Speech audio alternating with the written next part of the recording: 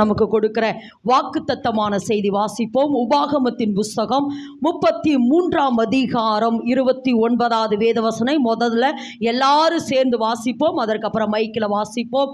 உபாகமத்தின் புஸ்தகம் 33ஆம் அதிகாரம் 29வது வேதவசனம். இஸ்ரவேலே, நீ பாக்கியவான். எல்லாரும் சேர்ந்து கர்த்தரால் ரட்சிக்கப்பட்ட ஜனமே, உனக்கு ஒப்பானவர் யார்? உனக்கு சகாயம் செய்யும் கேடகமும் உனக்கு மகிமை பொருந்திய பட்டயமும் அவரே. உன் சத்துருகள் உனக்கு இச்சகம் பேசி அடங்குவார்கள், அவர்கள் மேடுகளை மிதிப்பா என்று சொன்னார். ஆமே நாமே. இன்னும் ஒரு தரம் நீங்க எப்படி திரும்ப வாசித்தீங்க? இஸ்ரவேலே அப்படி இல்லை, இஸ்ரவேலே அப்படி சொல்லுங்க. அதுதான் அந்த வேதத்தில் வாசிக்கிற கம்பீரம். பயந்து இஸ்ரவேலே அப்படின்னு சொல்ற மாதிரி நல்ல கம்பீரமா சொல்லுங்க. இஸ்ரவேலே நீ ரட்சிக்கப்பட்ட ஜனமே, உனக்கு ஒப்பானவர் யார்? உனக்கு சகாயம் செய்ய கேடகமும் உனக்கு மகிமை பொருந்திய பட்டயமும் அவரே. உன் சத்துருக்கள் உனக்கு இச்சகம் பேசி அடங்குவார்கள், அவர்கள் மேடுகளை மிதிப்பா என்று சொன்னார். ஆமா, இப்ப மைக்ல கம்பீரமா வாசிங்க சிஸ்டர், கம்பீரமா வாசிங்க. இஸ்ரவேலே, நீ பாக்கியவான். கர்த்தரால் ரட்சிக்கப்பட்ட ஜனமே, உனக்கு ஒப்பானவன் யார்? உனக்கு சகாயம் செய்யும் கேடகமும் உனக்கு மகிமை பொருந்திய பட்டயமும் அவரே.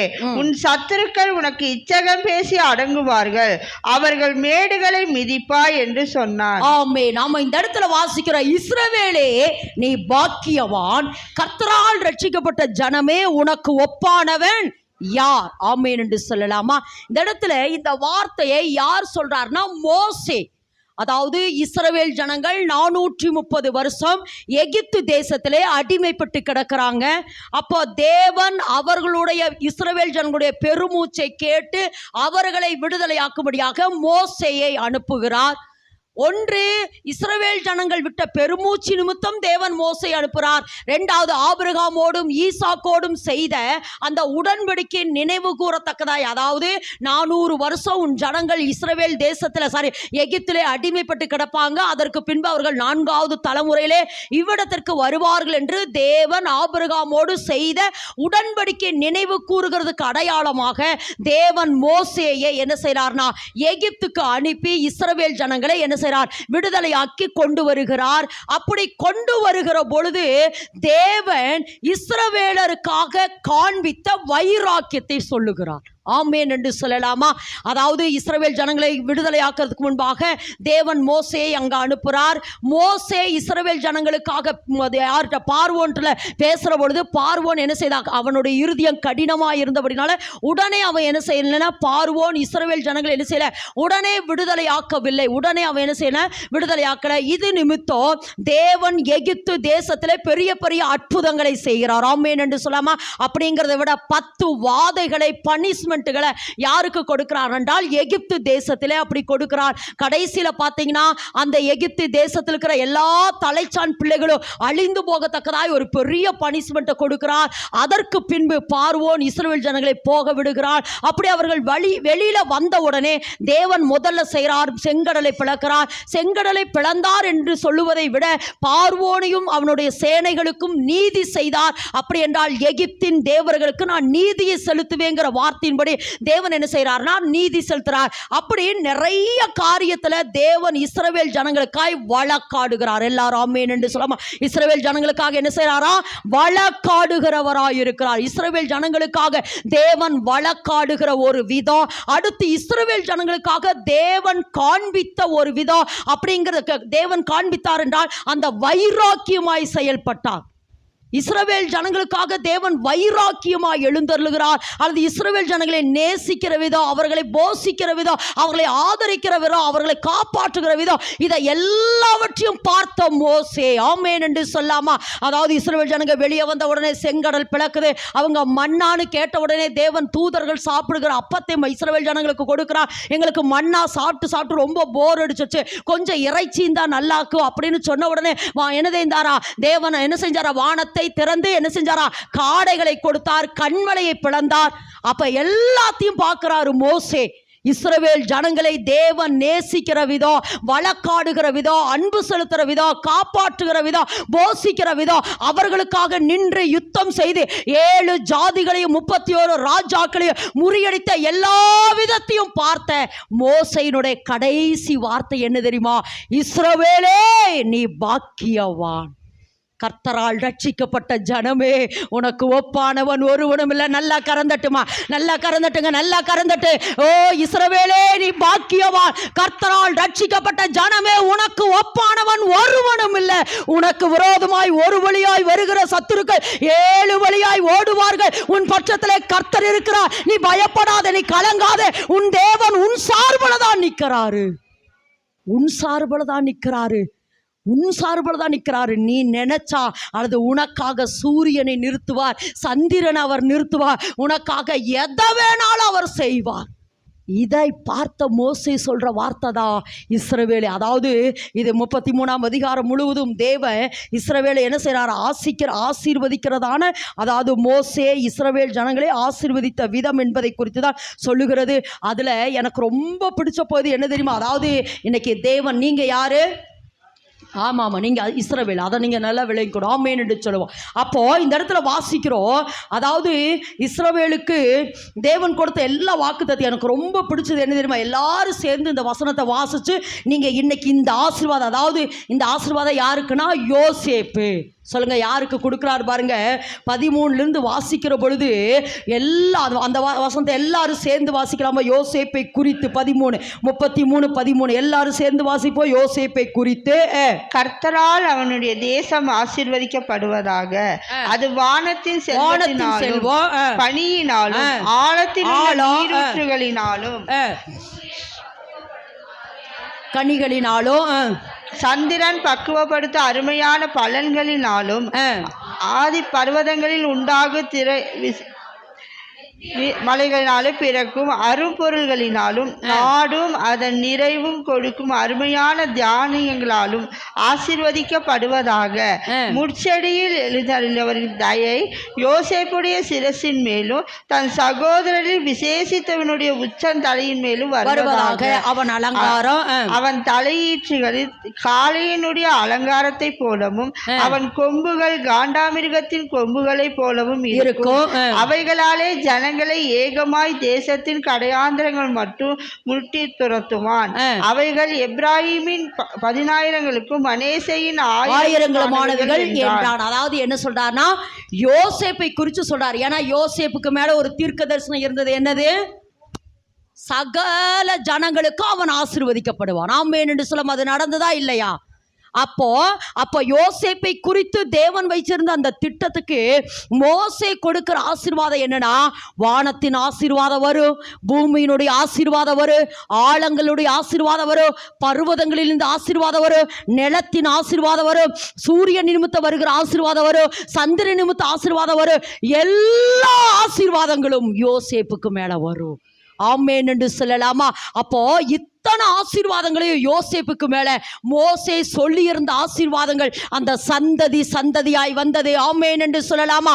ஏன்னா யோசேப்புக்கு மேல ஒரு தரிசனம் இருந்தது. பூமியின் வம்சங்கள் எல்லாம் உனக்குள் ஆசீர்வதிக்கப்படும் என்று சொல்லி. ஆமென் என்று சொல்லலாமா? அப்போ இதுதான் மோசே இஸ்ரவேல் ஜனங்களுக்கு கொடுக்கிற ஆசீர்வாதம். இந்த 33:29 7 ஆசீர்வாதங்கள் இருக்கிறது. எல்லாரும் ஆமென் என்று சொல்லுங்க. எத்தனை ஆசீர்வாதம்? 7 ஆசீர்வாதங்கள் இருக்கிறது. அதாவது சொல்லுங்க எல்லாரும் அந்த வசனத்தை சொல்லுங்க. இஸ்ரவேலே நீ பாக்கியவான். 2வது கர்த்தரால் ரட்சிக்கப்பட்ட ஜனமே. அடுத்து 3வது ஒப்பானவன் யார்? அடுத்து உனக்கு சகாயம் செய்யும் கேடயம். அடுத்து உனக்கு மகிமை பொருந்திய பட்டயம். அடுத்து உன் சத்துருக்கள் இச்சகம் அடங்குவார்கள். அடுத்து அவர்கள் மேடுகளை மிதிப்பாய். ஆமென் என்று சொல்ல. மறுபடியும் சொல்லுவோம். இஸ்ரவேலே எத்தனை 7 வித ஆசீர்வாதத்துக்காக சொல்ற சொல்லுங்க. இஸ்ரவேலே நீ பாக்கியவான் 1, 2வது கர்த்தரால் ரட்சிக்கப்பட்ட ஜனமே 2, 3வது உனக்கு ஒப்பானவன் ஒருவனும் இல்லை 3, 4வது உனக்கு சகாயம் செய்யும் கேடகமாய் அவர் இருக்க போகிறார்.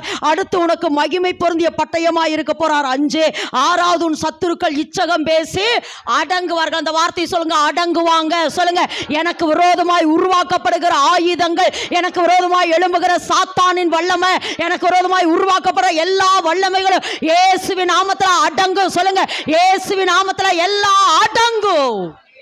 அடுத்து ஏழாவது, அவர்கள் மேடுகளை சொல்லுங்க, அவர்கள் மேடுகளை சொல்லுங்க, அவர்களுடைய மேடுகளை மிதிப்பார். இது ஒண்ணு, உன் சத்துருக்களுடைய நிலங்களை நீங்க மிதிப்பீங்க. ஆமென் என்று சொல்லாமா? ஒண்ணு. ரெண்டாவது, ஆமா, பாகாலினுடைய மேடுகள். சொல்லுங்க, பாகாலினுடைய மேடுகள். ஏன்னா சாத்தான் வந்து சொன்னா எதுல, ஏசாயா 6ஆம் அதிகாரத்தில் வாசிக்கிற பொழுது, தேவனுடைய சிங்காசனத்துக்கு மேலாக நான் என்ன செய்வேன், உயர்த்துவேன் என்று சொல்றேன். அதனாலதான் எங்க இருக்கிறா, மலமலையா. சொல்லுங்க, எங்க இருக்கிறாப்ல, சொல்லுங்க, மலமலையா. அப்ப இன்னைக்கு கர்த்தர் சொல்றார், எல்லா மேடுகளையும் தவிடுபடியாக எல்லா பாகாலின் வல்லமைகளும் இயேசுவின் நாமத்துல சொல்ல, பட்டணத்தில் இருக்கிற எல்லா பாகாலின் வல்லமைகள், கோயம்புத்தூர் மாவட்டத்தில் இருக்கிற எல்லா பாகாலின் வல்லமைகள், எல்லா மேடுகளையும் நாங்க மிதிப்போம். சொல்லுங்க, நாங்க மிதிப்போம். இயேசுவின் நாமத்துல எல்லா மேடுகளும் தவிடுபடியாகும். எல்லா மேடுகளையும் நம்ம மிதிப்போம். ஆமென் என்று சொல்லாமா? இப்படி 7 விதமான ஆசீர்வாதம் இருக்கிறது. ஆமென் என்று சொல்லாமா? 7ஐயும் பார்க்கலாமா? நான் சொல்ல, நீங்க தான் சொல்லிக்கிறீங்க. மணி 8 ஆகும். நான் சொல்ல, நீங்க தான் சொன்னீங்க. மணி, ஆமா, 7ஐயும் பார்த்தா ஒரு வார்த்தைக்கு 1 மணி நேரம். சரி, இன்னைக்கு ஒரே ஒரு வார்த்தையை மாத்திரம் பார்க்க போறோம். ஆமென் என்று சொல்லலாமா? ஒருவேளை நான் விரும்புகிறேன், பார்க்கலாம். நான் இதிலே ஒருவேளை ஆவியானவர் என்னை நடத்தினா இதிலே இந்த 4 வாரமும் நம்ம நினைப்போம். ஆனால் இன்றைக்கு கர்த்தர் நம்மளோடு கூட பேசுகிற வார்த்தை, இஸ்ரவேலே நீ, நல்லா சொல்லுங்க, இஸ்ரவேலே நீ பாக்கியவான். மோசே இஸ்ரவேல் ஜனங்களை பார்த்து சொல்றாரு, இஸ்ரவேலே நீ பாக்கியவான். அதாவது இதெல்லாம் யாரை பார்த்து தான் சொல்றாரு? இஸ்ரவேல். சொல்லுங்க, யாரை பார்த்து தான் சொல்றாரு? நம்மளை கர்த்தர் எங்க தொடங்கினாரு? எங்க தான் தொடங்கினாரு? இஸ்ரவேலில் தான் தொடங்குறார். முழிக்காதீங்க, இஸ்ரவேல். அதாவது நம்மளை இந்த ஆசீர்வாதங்களுக்குள்ள நம்மளை கொண்டு வருவதற்கு முன்பாக முன்னாடி நம்ம யாரா இருந்தோம்? குட், யாக்கோபா இருந்தோம். நம்ம முதல்ல யாரா இருந்தோம்? யாக்கோப் என்றால் எத்தன், ஏமாற்றுக்காரன். அப்படிங்கிறதை விட அடுத்தவர்களை டிபெண்ட் பண்ணி ஒரு வாழ்க்கை, ஒரு ஆசீர்வாதம் இல்லாமல் இரவும் பகலும் கஷ்டப்பட்டு ஏன்னா அவன் வாழ்க்கையில் ராத்திரி தொடங்குச்சு. ஆதியாகமத்தின் புஸ்தகம் 28 வாசிக்கிற பொழுது வாசிங்க பார்க்கலாம். ஆதியாகமம் அவன் முதல்ல யாரா இருந்தானா? யாக்கோபா இருந்தா. யாக்கோப் என்றால் எத்தன், ஏமாற்றுக்காரன், அடுத்தவர்களை டிபெண்ட் பண்ணி வாழுகிற வாழ்க்கை, ஒரு சஞ்சலம், ஒரு தவிப்பு, இதெல்லாம் அவன் வாழ்க்கையில் இருந்தது. கர்த்தர் அவனை தொட்டதுக்கு பின்பு, அல்லது சொந்த தாய் தகப்பனே அவனை என்ன செய்றாங்க, எங்களை விட்டு போயிரு அப்படின்னு சொல்லுகிற பொழுது அவன் வாழ்க்கையில் தொடங்கின ராத்திரி. வாசிங்க ஆதியாகமத்தின் புஸ்தகம் 28ஆம் அதிகாரம் 11 வாசிங்க. 11. ஒரு இடத்திலே வந்து சூரியன் அஸ்தமித்தபடியினால் அங்கே ராத்தங்கி. போது இப்பதான் இவனுடைய பிரயாணம் தொடருது. தாய் தகப்பனை விட்டு அவன் வெளியே வரா. அவன் வெளியே வரும்பொழுது அவன் வாழ்க்கையில எது தொடங்குச்சு? நல்லா சொல்லுங்க, எது தொடங்குச்சா? ராத்திரி. அப்படின்னு என்னது? இருள். சொல்லுங்க, எது தொடங்குச்சு? இருள் என்றால் சாபம். சொல்லுங்க, இருள் என்றால் என்னது? ஒரு சாபம். சாபத்தோடு அவன் என்ன செய்யறானா? வெளியே வருகிறா. அப்படியே வெளியே வந்து என்ன செய்யறா? லாபானுடைய வீட்டில் வந்து தங்குறா. அங்க கவலை, கஷ்டம், வேதனை, துக்கம், துயரம், பாடுகள். 1 வருஷம் இல்லை, 1 வருஷமா வேலை செய்யலான்னு பார்த்தா 7 வருஷம், 7 வருஷம் முடிஞ்சிச்சுன்னு பார்த்தா இன்னொரு 7 வருஷம், கிட்டத்தட்ட 20 வருஷங்கள் என்ன செய்யறா? லாபானுடைய வீட்டில் இரவும் பகலும் வேதனை, துக்கம், சாப்பிட்டானா தூங்குனானா. அவன் சொல்றா, குளிரிலும் பனியிலும் நான் மிகவும் பாடுபட்ட. யாரு? யாக்கோபு. ரொம்ப பாடுபடுறா. வேதனை, துக்கம். அதே ராத்திரியா வேதத்தில் வாசிக்கிற பொழுது 28 தொடங்கின ராத்திரி. வாசிங்க பார்க்கலாம். 32ஆம் அதிகாரத்தில் வாசிக்கிற பொழுது 32, 22 வாசிங்க பார்க்கலாம். ராத்திரியில் எழுந்திருந்து 32, 22 ராத்திரியில் எழுந்திருந்து தன் 2 மனைவிகளையும் தன் 2 பணிவிடைக்காரிகளையும் தன்னுடைய 11 குமாரரையும் கூட்டிக் கொண்டு யாப்போக்கு என்கிற ஆற்றின் துறையை கடந்தான். அப்போது இந்த இடத்துல எங்க தொடங்கின ராத்திரி? அவங்க அப்பா வீட்டில இருந்து வெளியே வந்த பொழுது தொடங்கின ராத்திரி தொடருது. தொடர்ந்து இந்த ராத்திரி என்றால் சாபம், ஒரு இருள். அவன் வாழ்க்கையில ஒரு இருள். அவன் ஏன்னா அவன் அவங்க அப்பா கிட்ட ஏமாத்தி ஆசீர்வாதத்தை வாங்கினபடினால அது இவனுக்கு என்னவா மாறிச்சு? சாபமா மாறிச்சு. அந்த ராத்திரி தொடங்குது வருது. அந்த ராத்திரியில வேதனை, துக்கம், துயரம், கவலை, கண்ணீர் எல்லாம், ஏமாற்றப்படுறான், வஞ்சிக்கப்படுறான், எல்லா சூழ்நிலையும் நடக்குது. அந்த ராத்திரி, அங்க தொடங்கின ராத்திரி, இந்த ராத்திரியில் அவன் என்ன செய்யறான்? எழுந்திருந்து எல்லாவற்றையும் அக்கறைப்படுத்தி அவன் தனிமைப்படுத்தி கொண்டு தேவனை நோக்கி சொல்றான், நீர் என்னை ஆசீர்வதித்தாலொழிய உம்மை நான் விட மாட்டேன். ஒருவேளை இந்த ஆசீர்வாதம் எல்லாம் என் சுயபலத்தில் சம்பாதிச்சிருக்கலாம். என்னுடைய ஆசீர்வாதம், என்னுடைய பணிவிடக்கார மனைவி, பிள்ளை, இதெல்லாம் என் சுயபலத்தில் சம்பாதிச்சிருக்கலாம். ஒருவேளை என் வாய் பலத்தில் சம்பாதிச்சிருக்கலாம். ஒருவேளை லாபானை ஏமாற்றி சம்பாதிச்சிருக்கலாம். ஒருவேளை ஏசாவை ஏமாற்றி சம்பாதிச்சிருக்கலாம். ஆனா நீர் என்னை ஆசீர்வதித்தால் ஒழிய, என்ன சொல்றார்? கர்த்தரின் ஆசீர்வாதமே ஐஸ்வர்யத்தை தரும், தேவன் அதனோடு வேதனையை கூட்ட மாட்டார். இத்தனை எனக்கு இருக்குது ஆண்டவரே, ஆனா நீங்க என்ன ஆசீர்வதிங்க, நீங்க என்ன ஆசீர்வதிங்க என்று அவன் என்ன செய்யறான்? முழங்கால் படியிட்டு அவன் ராம் முழுதும் போராடுற பொழுதா அங்கே தேவன் அவனை பார்த்து கேட்கிறான், உன்னுடைய பெயர் என்ன? அவன் சொல்றான், யாக்கோபு. இனி உன் பெயர் யாக்கோபு அல்ல, நீ இனி இஸ்ரவேல். எப்ப என் பிரசனத்தை வந்து நின்னுட்டு உன்னுடைய சுயபலத்தை நம்பாம, சுய ஞானத்தை நம்பாம, சுய திறமைகளை நம்பாம நீரனை ஆசீர்வதி எப்ப நீ கேட்டையோ அன்னைக்கு நீ என்னவா மாறிட்ட? இஸ்ரவேலா மாறிட்ட. நல்லா கறந்துட்டு அப்பதான் சொல்றாரு, நீ இனி உன் பெயர் இஸ்ரவேல். ஆமென் என்று சொல்லாமா? அப்பதான் அந்த இடத்துல வாசிக்கிற 37 வாசிக்கிற பொழுது, அவன் பெனியேலை கடந்து போகையில் சூரியன் உதயமாயிட்டு. நல்லா கறந்துட்டுமா? ராத்திரியில் தொடங்கினவன் வாழ்க்கை அந்த ராத்திரியா இரவு முழுவதும் தேவனோடு உட்கார்ந்து போராடி ராம் முழுது ஜெபித்த பொழுது தேவன் அவனை ஆசீர்வதித்தார். அந்த ஆசீர்வாதம் தான் இவன் பேர் இஸ்ரவேல். ஆமென் என்று சொல்லலாமா? இஸ்ரவேல் என்றால் மேற்கொண்டவன், ஜெயம் பெற்றவன், சேஷ்ட புத்திரன். அவன் என்ன செய்தா? போராடி மேற்கொண்ட. அடுத்து என்ன சொல்ல? பூத்து குலுங்குகிறவன். இப்படி நிறைய பேர்களை இஸ்ரவேலுக்கு உடைய அர்த்தங்கள். அந்த அப்படி சந்ததியில வந்ததா இஸ்ரவேல். அந்த இஸ்ரவேலை பார்த்துதான் சொல்லுகிறார் மோசே, இஸ்ரவேலே நீ பாக்கியவான். அப்போ நம்ம என்னவா மாறி இருக்கணும்? நல்லா சொல்லுங்க, என்னவா மாறி இருக்கணும்? இஸ்ரவேலா. ஒன்று திரும்ப சொல்ல, இஸ்ரவேல் என்றால் ஆமா, ஏமாற்றுகிறவன், வஞ்சிக்கிறவன், அடுத்து சொல்றவான பொய் சொல்றவன், இப்படி நிறைய பழைய சுபாவங்கள். சொல்லுங்க, இஸ்ரவேல் என்றால் பழைய சுபாவம். இஸ்ரவேல் என்றால் யாக்கோபு என்றால் பழைய சுபாவம். இஸ்ரவேல் என்றால் பூத்து குலுங்குகிறவன், அல்லது இஸ்ரவேல் என்றால் மறுரூபமாக்கப்பட்டவன். நம்ம என்ன ஆயிருக்கணும்? நல்லா சொல்லுங்க, என்ன எல்லாரும் வாய்களை தர சொல்லுங்க, நான் என்ன ஆயிருக்கணும்? மறுரூபம். இஸ்ரவேல் என்றால் மறுரூபமானவன். இஸ்ரவேல் என்றால் மறுரூபமானவன். அந்த இஸ்ரவேலை பார்த்து தான் இந்த இடத்துல சொல்றாரு, இஸ்ரவேலே நீ என்ன செய்ய? நீ பாக்கியவான். இஸ்ரவேல் என்றால் என்ன அர்த்தம்? திரும்ப சொல்லுங்க, இஸ்ரவேல் என்றால் என்ன அர்த்தம்? பாக்கியவான். எல்லாரும் அந்த வார்த்தை சொல்லுங்க, இஸ்ரவேல் என்றால் என்ன அர்த்தம்?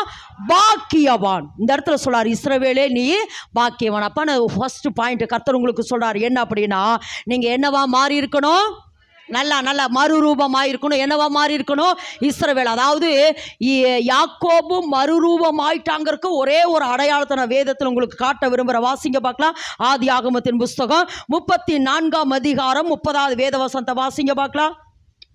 அப்பொழுது யாக்கோபு சிமியோனையும் லேவியையும் பார்த்து, இந்த தேசத்தில் குடியிருக்கிற கானானியர் இடத்திலும் பெரிசியர் இடத்திலும் என் வாசனையை நீங்கள் கெடுத்தீர்கள். அதாவது இந்த இடத்துல என்ன அர்த்தம்னா, அதாவது இப்போ யாக்கோபு, ஏன்னா இது ஒரு பனிஷ்மெண்ட் தான் யாக்கோபுக்கு வந்து. எப்படின்னா ஒரு பனிஷ்மெண்ட். ஏன்னா இந்த இடத்துல இவ ஒரு பொருத்தனை பண்ணுவா. எதில் பொருத்தனை பண்ணுவா? 28 பொருத்தனை பண்ணுவார். என்ன சொல்வார்னா, நான் திரும்ப இவ்விடத்திற்கு வந்து இந்த கல் என்னவா மாறும்? தேவனுடைய வீடா மாறும்னு சொல்லி ஒரு பொருத்தனை பண்ணுவார். எங்க திரும்ப வருவார்னா, லூஸ் என்கிற இடத்துல பொருத்தனை பண்ணிட்டு போறாரு.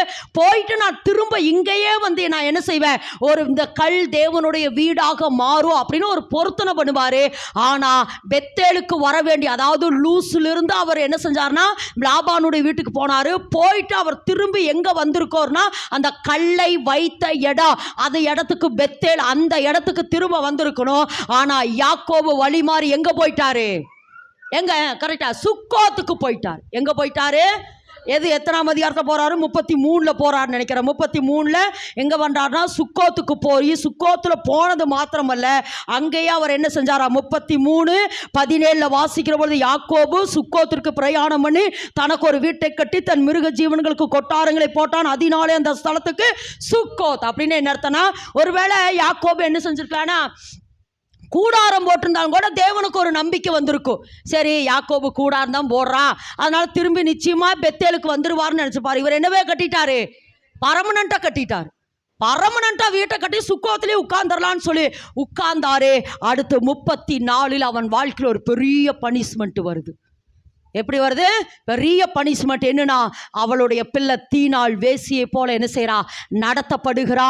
அப்படி நடத்தப்பட்டு ஏண்டூரே வாழ்க்கையில் இவ்வளோ ஒரு பிரச்சனைங்கிற பொழுதுதான் 35 கர்த்தர் சொல்றாரு, உன் சகோதரனாகிய ஏசாவின் முகத்திற்கு விலகி ஓடின போது நான் உனக்கு தரிசனமான இடத்திற்கு அங்க போய் என்ன செய்ய?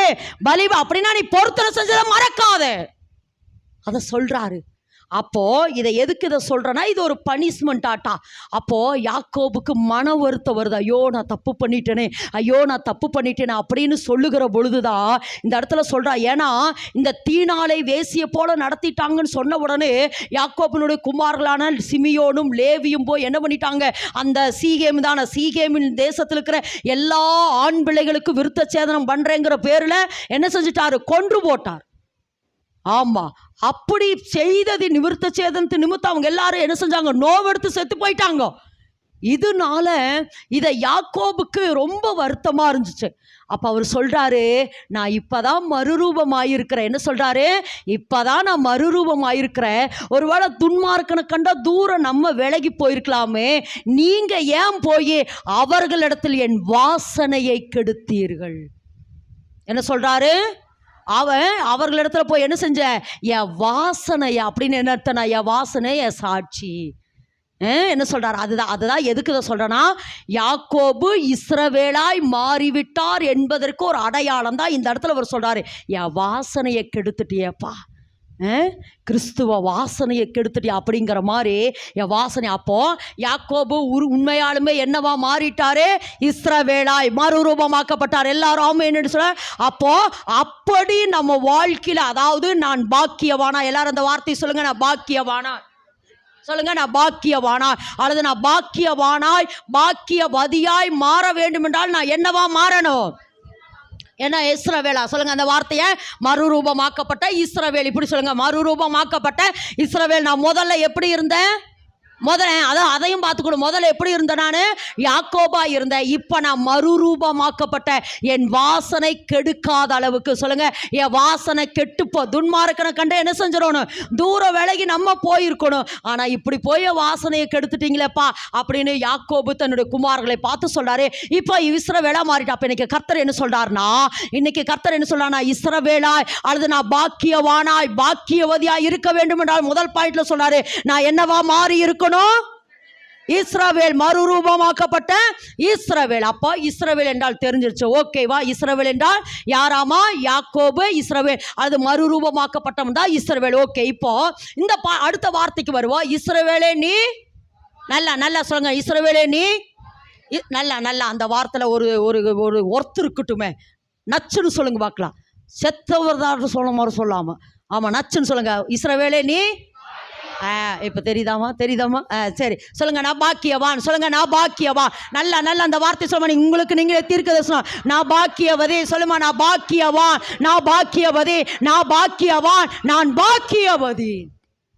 அப்படின்னு என்ன அர்த்தம்னா, பாக்கியவான் ஆசீர்வதிக்கப்பட்டவன். பாக்கியவான் பாக்கியவதி என்றால் ஆசீர்வதிக்கப்பட்டவன். ஒன்று.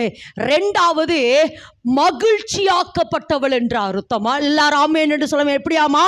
மகிழ்ச்சி. சொல்லுங்க, மகிழ்ச்சி ஆக்கப்பட்டவன். பாக்கியவான் அல்லது பாக்கியவதி என்றால் நீங்கள் மகிழ்ச்சிக்குனே பிறந்தவங்க.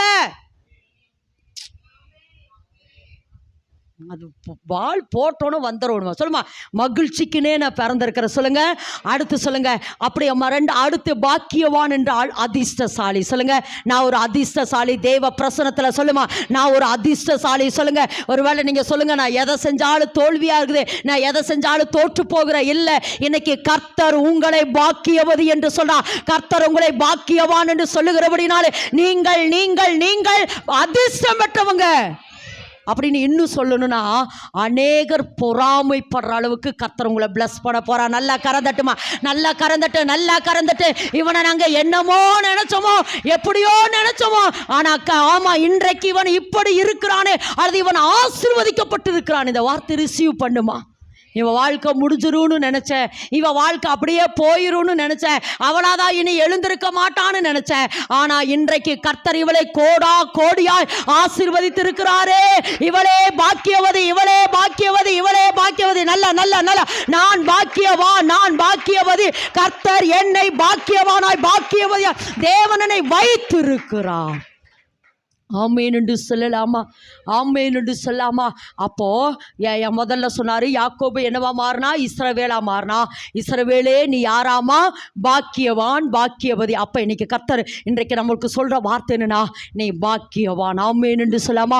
பாக்கியவான் என்றால் ஆசீர்வதிக்கப்பட்டவர்கள், மகிழ்ச்சி பெற்றவர்கள், அதிர்ஷ்டசாலி.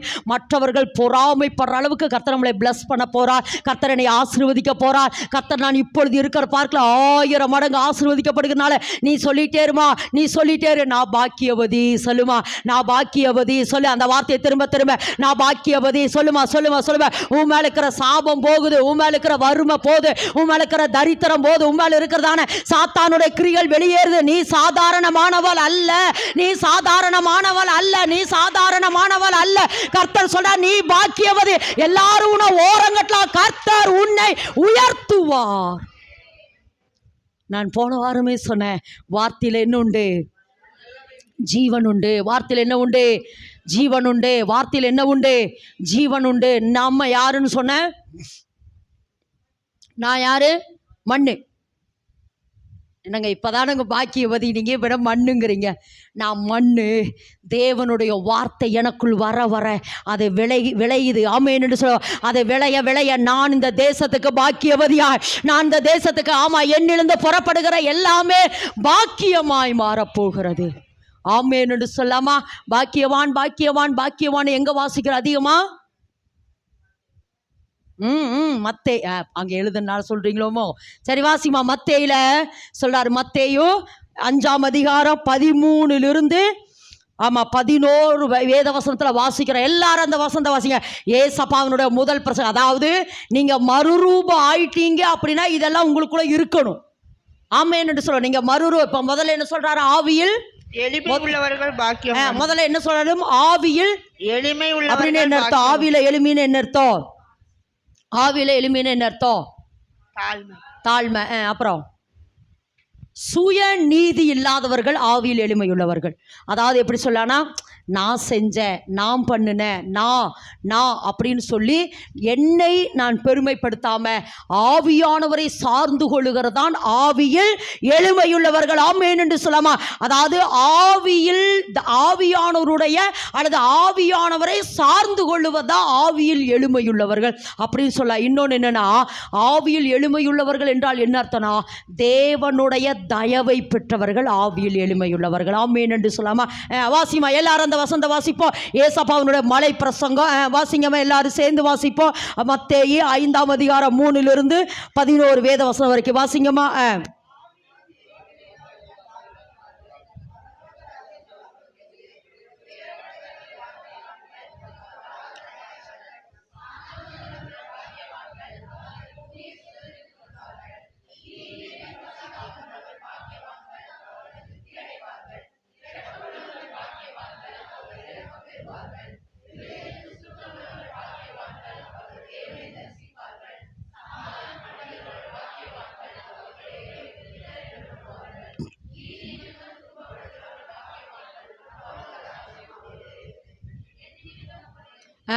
போது அப்போ இந்த இடத்துல வாசிக்கிறோம், ஆவியில் எளிமையுள்ளவர்கள், சாந்தமுள்ள குணமுள்ளவர்கள், இரக்கமுள்ளவர்கள், எல்லாரையும் தேவன் என்ன செய்றார்? பாக்கியவான்கள். சொல்லுங்க, எல்லாரையும் பாக்கியவான்கள். இது ஒரு இஸ்ரவேலாய் மாறினதற்கு அல்லது மாற்றினவருக்கு ஒரு அடையாளம் தான் பாக்கியவான்கள். திரும்ப சொல்லுங்க, பாக்கியவான்கள் என்ன அர்த்தம்?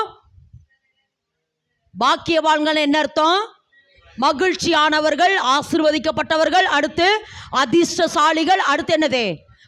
மற்றவர்கள் பொறாமைப்படுற அளவுக்கு தேவன் நம்மளை ஆசீர்வதித்து இருக்கிற பொழுது நம்ம பாக்கியவான்கள், பாக்கியவதிகள். ஆமென் என்று சொல்லாமா? இன்றைக்கு ஒரே ஒரு சகோதரியை குறித்து, அந்த சகோதரி பாக்கியவதி என்று அழைக்கப்பட்டா, அவள் பாக்கியவதி என்று அழைக்கப்பட்டதற்கு காரணம் என்ன? அப்போ இந்த செப்டம்பர் மாதத்தில் தேவன் நமக்கு முன்குறித்திருக்கிற காரியங்கள் எல்லாம் பெற்றெடுக்கிறதுக்கு அல்லது பெற்றுக்கொள்ளுகிறதுக்கு இந்த கேரக்டரை கர்த்தர் நம்மளிடத்துல எதிர்பார்க்கிறார்.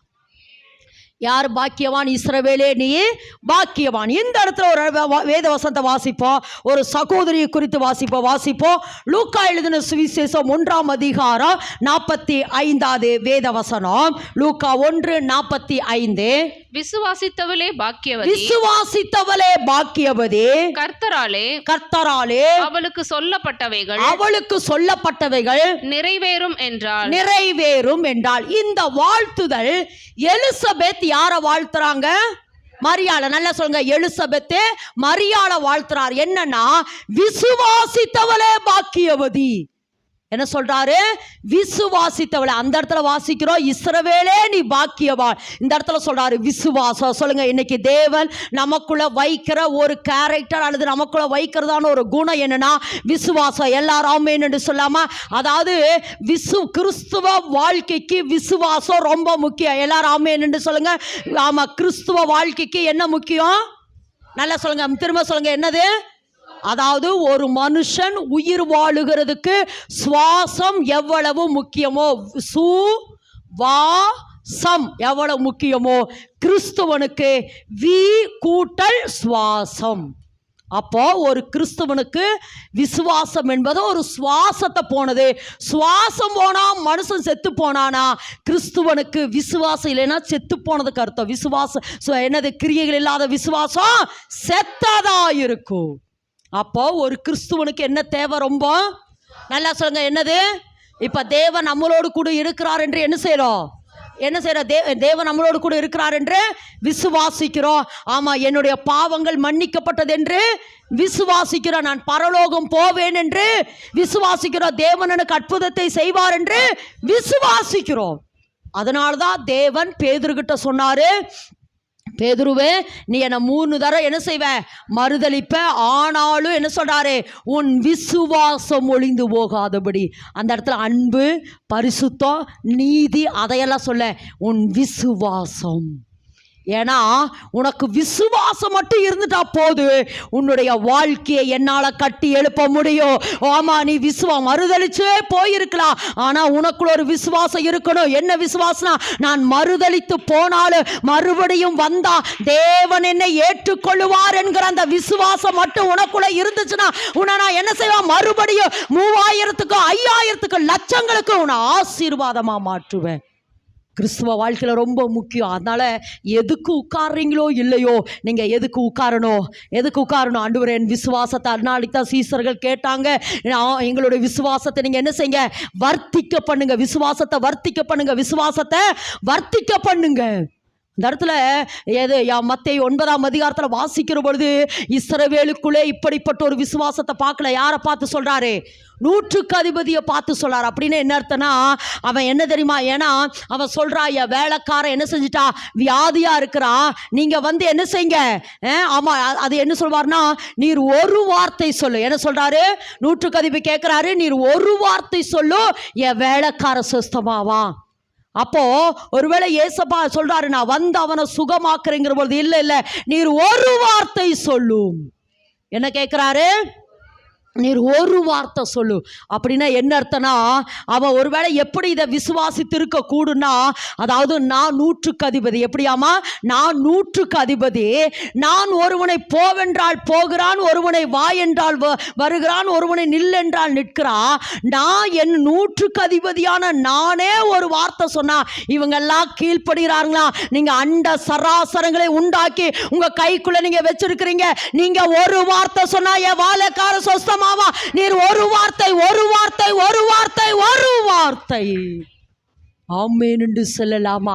அப்ப இன்னைக்கு தேவன் என்ன சொல்றாருன்னா, ஆமா, அந்த விசுவாசம், அதுக்கு தான் இந்த இடத்துல சொல்றாரு, விசுவாசித்தவளே பாக்கியவதி. எப்படியாமா?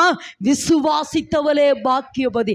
ஏன் இந்த வார்த்தை, அதாவது இந்த வார்த்தை யாரை பார்த்து சொல்றா? எலிசபெத்து மரியாளை பார்த்து. இந்த இடத்துல 2 காரியத்தை யோசித்திருக்கக்கூடிய எலிசபெத். எப்படின்னா, அதாவது ஒன்று, இப்போ ஏன்னா பழைய ஏற்பாட்டின் காலத்துக்கும் புதிய ஏற்பாட்டின் காலத்துக்கும் இடைவெளி எத்தனை வருடம்? 400 வருடம். எத்தனை வருடம்? 400 வருடம் இருண்ட காலம். 400 வருடம் இருண்ட காலம். மேசியா வருவாரா வரமாட்டாரா என தீர்க்க தரிசனமெல்லாம் இருக்குது. எல்லா ஆகமங்களிலும், எல்லா பழைய ஏற்பாட்டின் காலத்தில் எல்லா புஸ்தகத்திலும் இயேசு கிறிஸ்துனுடைய வருகையை குறித்து சொல்லப்பட்டு இருக்கிறது. இயேசு கிறிஸ்துனுடைய பிறப்பை குறித்து சொல்லப்பட்டு இருக்கிறது. அப்ப மேசியா ஒருவர் வருவார், மேசியா ஒருவர் வருவார், மேசியா ஒருவர் வருவார். கடந்த முந்தின வாரமே இதை குறித்து நான் சொன்னேன். மேசியா என் வயிற்றில் தான் பிறப்பார், மேசியா என் வயிற்றில் தான் பிறப்பார் என்று அநேக ஸ்திரீகள் கன்னியாஸ்திரியா மாறுறாங்க. அது இன்னைக்கு வரைக்கும் தொடருது. அப்போ எல்லாரும் மேசியா என் வயிற்றில் வருவார், மேசியா என் வயிற்றில் தான் பிறப்பார் என்று எல்லாரும் எதிர்பார்த்து கொண்டிருந்த பொழுது மரியாள் வீட்டுக்குள்ள இருக்கிறா. அப்ப அவளை சந்தித்து தேவதூதன் சொன்னார், மரியாளே நீ பயப்படாதே, நீ தேவனிடத்தில் கிருபை பெற்றார், நீ கர்ப்பவதியாகி நீ என்ன செய்யற? ஒரு குமாரனை பெறுவ, அவருக்கு இயேசு என்று பெயரிடுவாயாக அப்படின்னு சொல்லி அந்த வார்த்தையை வாங்கிட்டு மரியாள் எங்க போறானா? யார்கிட்ட? எலிசபெத்திட்ட போறா. அப்படி போகிற பொழுது எலிசபெத் மரியாளை பார்த்த உடனே இப்படி சொல்றா, இதெல்லாம் நடந்துச்சு அப்படின்னு சொன்ன உடனே அவ சொல்ற முதல் வார்த்தை என்னன்னா, நீ இந்த சூழ்நிலையில நடக்கவே சான்ஸ் இல்லாத அல்லது இருண்டு போயிருக்கிற இந்த நேரத்தில் ஏதோ ஒரு சத்தம் உனக்கு கேட்டுச்சு. தேவதூதன் வந்து சொன்னாரு, நீ கர்ப்பவதியாக போகிறேன் என்று சொன்ன உடனே அந்த வார்த்தையை நீ ஏற்றுக்கொண்டு, அந்த வார்த்தையை நீ அக்செப்ட் பண்ணி, அந்த வார்த்தையை நீ விசுவாசித்தாயே, நீயே பாக்கியவதி. அதாவது விசுவாசிக்கிறதுக்கு சான்ஸே இல்லை. இது நடக்குமா? இது இப்படி ஒரு காரியம் நடக்குமா? இப்படி ஒரு காரியம் நடக்குமான்னு நடக்கிறதுக்கு எந்த சான்ஸ் இல்லை. ஆனால் இந்த இருண்ட காலத்திலோ கர்த்தர் ஒரு வார்த்தை சொல்லிட்டாரு, நீ கர்ப்பவதியாகி ஒரு குமாரனை பெறுவேன்னு சொன்ன உடனே அந்த வார்த்தையை அப்படியே நீ விசுவாசித்தாயே மரியாளே. ஆமாம், விசுவாசித்தவளே பாக்கியவதி. அப்படின்னா அதனுடைய அர்த்தம் என்னன்னா, விசுவாசித்தவளே பாக்கியவதி அப்படின்னு என்ன அர்த்தம்னா, நடக்காத ஒரு காலத்தில் ஒரு காரியத்தை வந்து சொன்ன உடனே நிச்சயம் கர்த்தர் இதை என் வாழ்க்கையிலே நிறைவேற்றுவார், கர்த்தர் இதை நிச்சய வாழ்க்கையிலே நிறைவேற்றுவார், கர்த்தர் சொன்னதைய வாழ்க்கையில நடக்கும் என்று சூழ்நிலைகள் எதிராக இருக்கலாம், பெற்றோர்கள் எதிராக இருக்கலாம், சூழ்நிலைகள் எல்லா காலங்கள் எல்லாமே உன் சரீரம் எல்லாமே எதிராக இருக்கலாம். ஆனா அந்த வார்த்தையை நீ அப்படியே ஏற்றுக்கொண்டாயே, அப்படியே நீ விசுவாசித்தாயே மரியாளே. நடக்காது என்கிற சூழ்நிலையில கூட கர்த்தர் சொன்ன அந்த வார்த்தைக்கு மேல நீ நம்பிக்கை வைத்தாயே, ஆதலால் விசுவாசித்த நீயே பாக்கியவதி, நீயே பாக்கியவதி என்று சொல்லி எலிசபெத் யாரை பார்த்து சொல்றா? மரியாளை பார்த்து சொல்றா. ஒன்று. ரெண்டாவது என்னன்னா, எலிசபெத்தினுடைய கணவன் யாரு?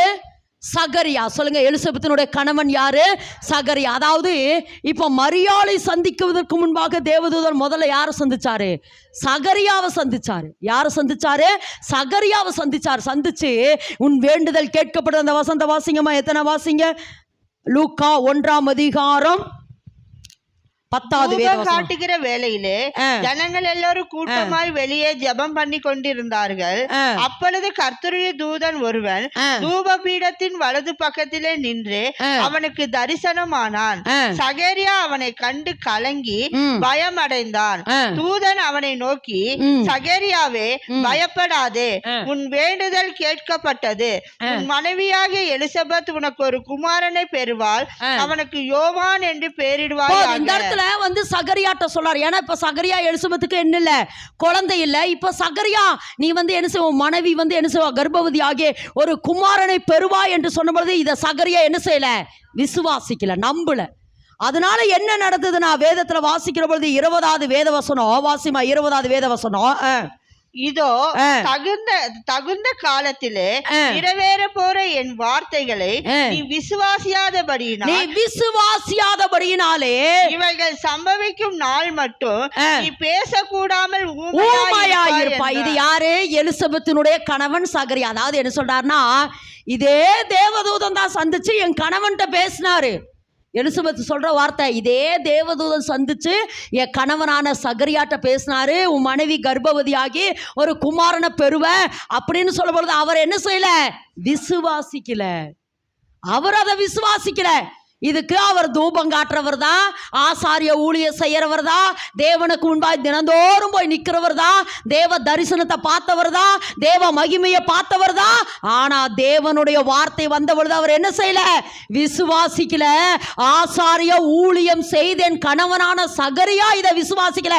ஆனா வீட்டுக்குள்ள இருக்கிற நீ கர்த்தருடைய வார்த்தை வந்த உடனே நடக்கும் அல்லது நடக்காது என்பதை காட்டில நான் இதை விசுவாசிக்கிறேன் என்று விசுவாசித்தாயே, நீ பாக்கியவது, நீயே பாக்கியவது. காலம் எப்படியோ, சூழ்நிலை எப்படியோ, ஆனா கர்த்தர் உன்னிடத்துல வந்து சொன்ன வார்த்தைக்கு நீ அப்படியே கீழ்ப்படிந்தாயே, அப்படியே நீ அதை விசுவாசிச்சாயே.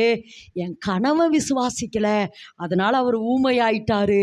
ஆனா நீ விசுவாசித்த பார்த்தியா, அதனாலதான் எலிசபெத் சொல்றா, நீ பாக்கியவதி, நீ பாக்கியவதி. இன்னொன்று இதில் ஒரு காரியம் என்ன தெரியுமா, இப்போ தேவதூதன் வந்து மரியாளை பார்த்து சொல்கிறாரு, மரியாளே, நீ கர்ப்பவதி ஆகிய ஒரு குமாரனை பெறுவ, அவருக்கு இயேசு என்று பெயரிடுவாயாக. அப்படிங்கிற பொழுது இது எப்படியாகும், நானோ புருஷனை அறியேனே. அப்படிங்கிற பொழுது பரிசுத்தாவியானவர் உண்மையில் வருவார், உன்னதமானோட பலம் உண்மையில வரும், உன்னிடத்தில் பிறக்கிறது பரிசுத்தம் உள்ளது அப்படின்னு சொன்ன உடனே இந்த வார்த்தையை வாங்கினா, ஒருவேளை அவளுக்குள்ள சரீரங்களுக்குள்ள மாற்றங்கள், ஒருவேளை அந்த வார்த்தை வந்த உடனே சரீரங்களுக்குள்ள மாற்றங்கள் அவளுக்குள்ள நடந்திருக்கலாம். இவன் நடந்த உடனே நான் இந்த இடத்துல ஒரு காரியத்தை உங்களுக்கு அண்டர்லைன் பண்ண விரும்புகிறேன்.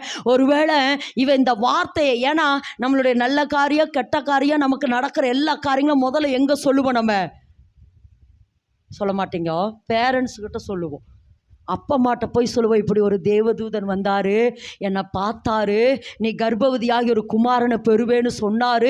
அப்படிங்கிற பொழுது இவன் நேராக எங்கே தான் வந்து சொல்லியிருக்கணும், அப்பா அம்மாட்ட சொல்லியிருக்கணும்.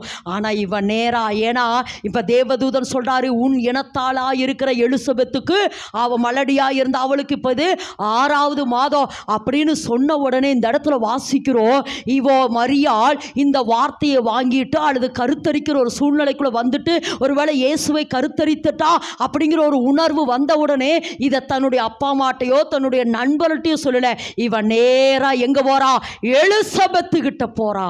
ஏன்னா அவளுக்கு நல்லா தெரியும், இந்த எலிசபெத்து என்னை வாழ்த்துகிறவள், இந்த எலிசபெத்து என்னை வாழ்த்துவா, இந்த எலிசபெத்து இந்த கருவை வாழ்த்துவாள். நான் இதுக்கு ஒரு வார்த்தை உங்களுக்கு சொல்கிறேன், நான் ஏற்கனவே இதை சொல்லியிருக்கிறேன். அதாவது மரியாள் இருந்ததுக்கும் எலிசபெத் இருந்த மலை நாட்டுக்கும் கிட்டத்தட்ட 260 கிலோமீட்டர், 190 மைல். மலை நாட்டில் அவள் என்ன செய்கிறா, ஏறி போகிறா.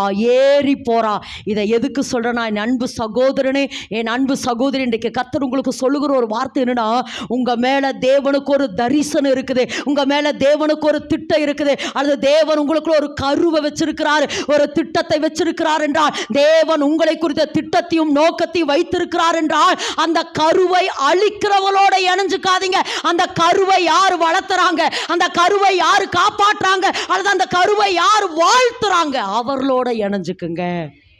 நீங்கள் நிறையார்கிட்ட போய் நீங்கள் சொல்லி பாருங்க, நான் இப்படி ஒரு கனவு கண்டேன், நான் இப்படி ஒரு தரிசனம் பார்த்தேன், இப்படி தேவன் என் மேலே ஒரு திட்டத்தை வச்சுக்கிறான்னு, அதெல்லாம் நடக்காது. அது வீட்டுக்குள்ளேயே இருக்கிறோம் அல்லது வெளியவே இருப்போம். அது எப்படி நடக்கும்?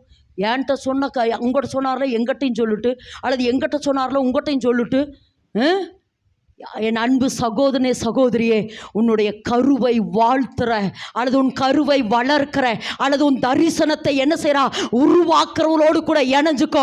அப்படிப்பட்ட தாய்மார்களை, அப்படிப்பட்ட தகப்பன்மார்களை, அப்படிப்பட்ட போதகர்களை, அப்படிப்பட்ட ஊழியர்களோட நீங்க இணைகிற பொழுது தேவன் உங்க மேல என்ன திட்டம் வச்சுக்கிறாரோ, தேவன் உங்க மேல என்ன தரிசனம் வச்சிருக்கிறாரோ, அந்த தரிசனத்தை பெற்றெடுத்து பெற்றெடுத்து பெற்றெடுத்து நீங்கள் தேசத்துக்கு ஆசீர்வாதமாய் மாறுவீர்கள். ஆமேன் என்று சொல்லலாமா? ஆமேன் என்று சொல்லாமா? நீங்கள் நினச்சி பாருங்கள், ஒருவேளை இவன் மரியாள் போய் அவங்க அம்மாட்ட போய் சொல்லியிருப்பா. ஒருவேளை எப்படி சொல்கிறேன்னா, ஒருவேளை 1 மாதம் ஆயிருக்கா, 2 மாதம் கழிச்சு கூட ஒருவேளை அம்மாட்ட போய், அம்மா, ஏன்னா இவள் கல்யாணம் ஆகாதவ யோசேப்புக்கு நியமிக்கப்பட்டவள். அம்மா, நான் கருவுற்றிருக்கிறேனா? என்னம்மா நடந்திருக்கும்? ஒரு வார்த்தை சொல்லுவாங்க, 8 வயதில் வாந்தி எடுத்தால் அன்னை துடிப்பாள், 18 வயதில் வாந்தி எடுத்தால் அன்னை இடிப்பாள்.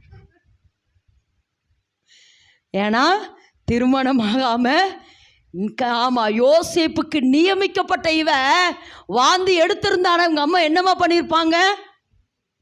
இடித்திருப்பாங்க. ஆமா, இடிச்சிருப்பாங்க. ஆனா இந்த கருவை வளர்க்கிறதுக்கு இவள் தன்னை ஒப்பு கொடுத்திருந்தாள். ஆமென் என்று சொல்லாமா? ஏன்னா இது சாதாரண கரு அல்ல, இது சாதாரண கரு அல்ல. இன்னைக்கு காலையில நான் இதை யோசித்து பார்த்தேன். ஏன்னா இப்போ இந்த பழைய ஏற்பாடு முடிஞ்சு புதிய ஏற்பாடு அப்படிங்கிறத விட தேவனுடைய ஒரு பெரிய திட்டமே மீட்பு திட்டம். சொல்லுங்க, தேவனுடைய பெரிய திட்டமே ஒரு மீட்பு திட்டம். அப்போ அந்த மீட்பு திட்டம் யார் மூலமா நிறைவேறுது? நல்லா சொல்லுங்க, மரியாள் அப்படிங்கிறதை விட மரியாளுடைய விசுவாசம் ரொம்ப முக்கியம்.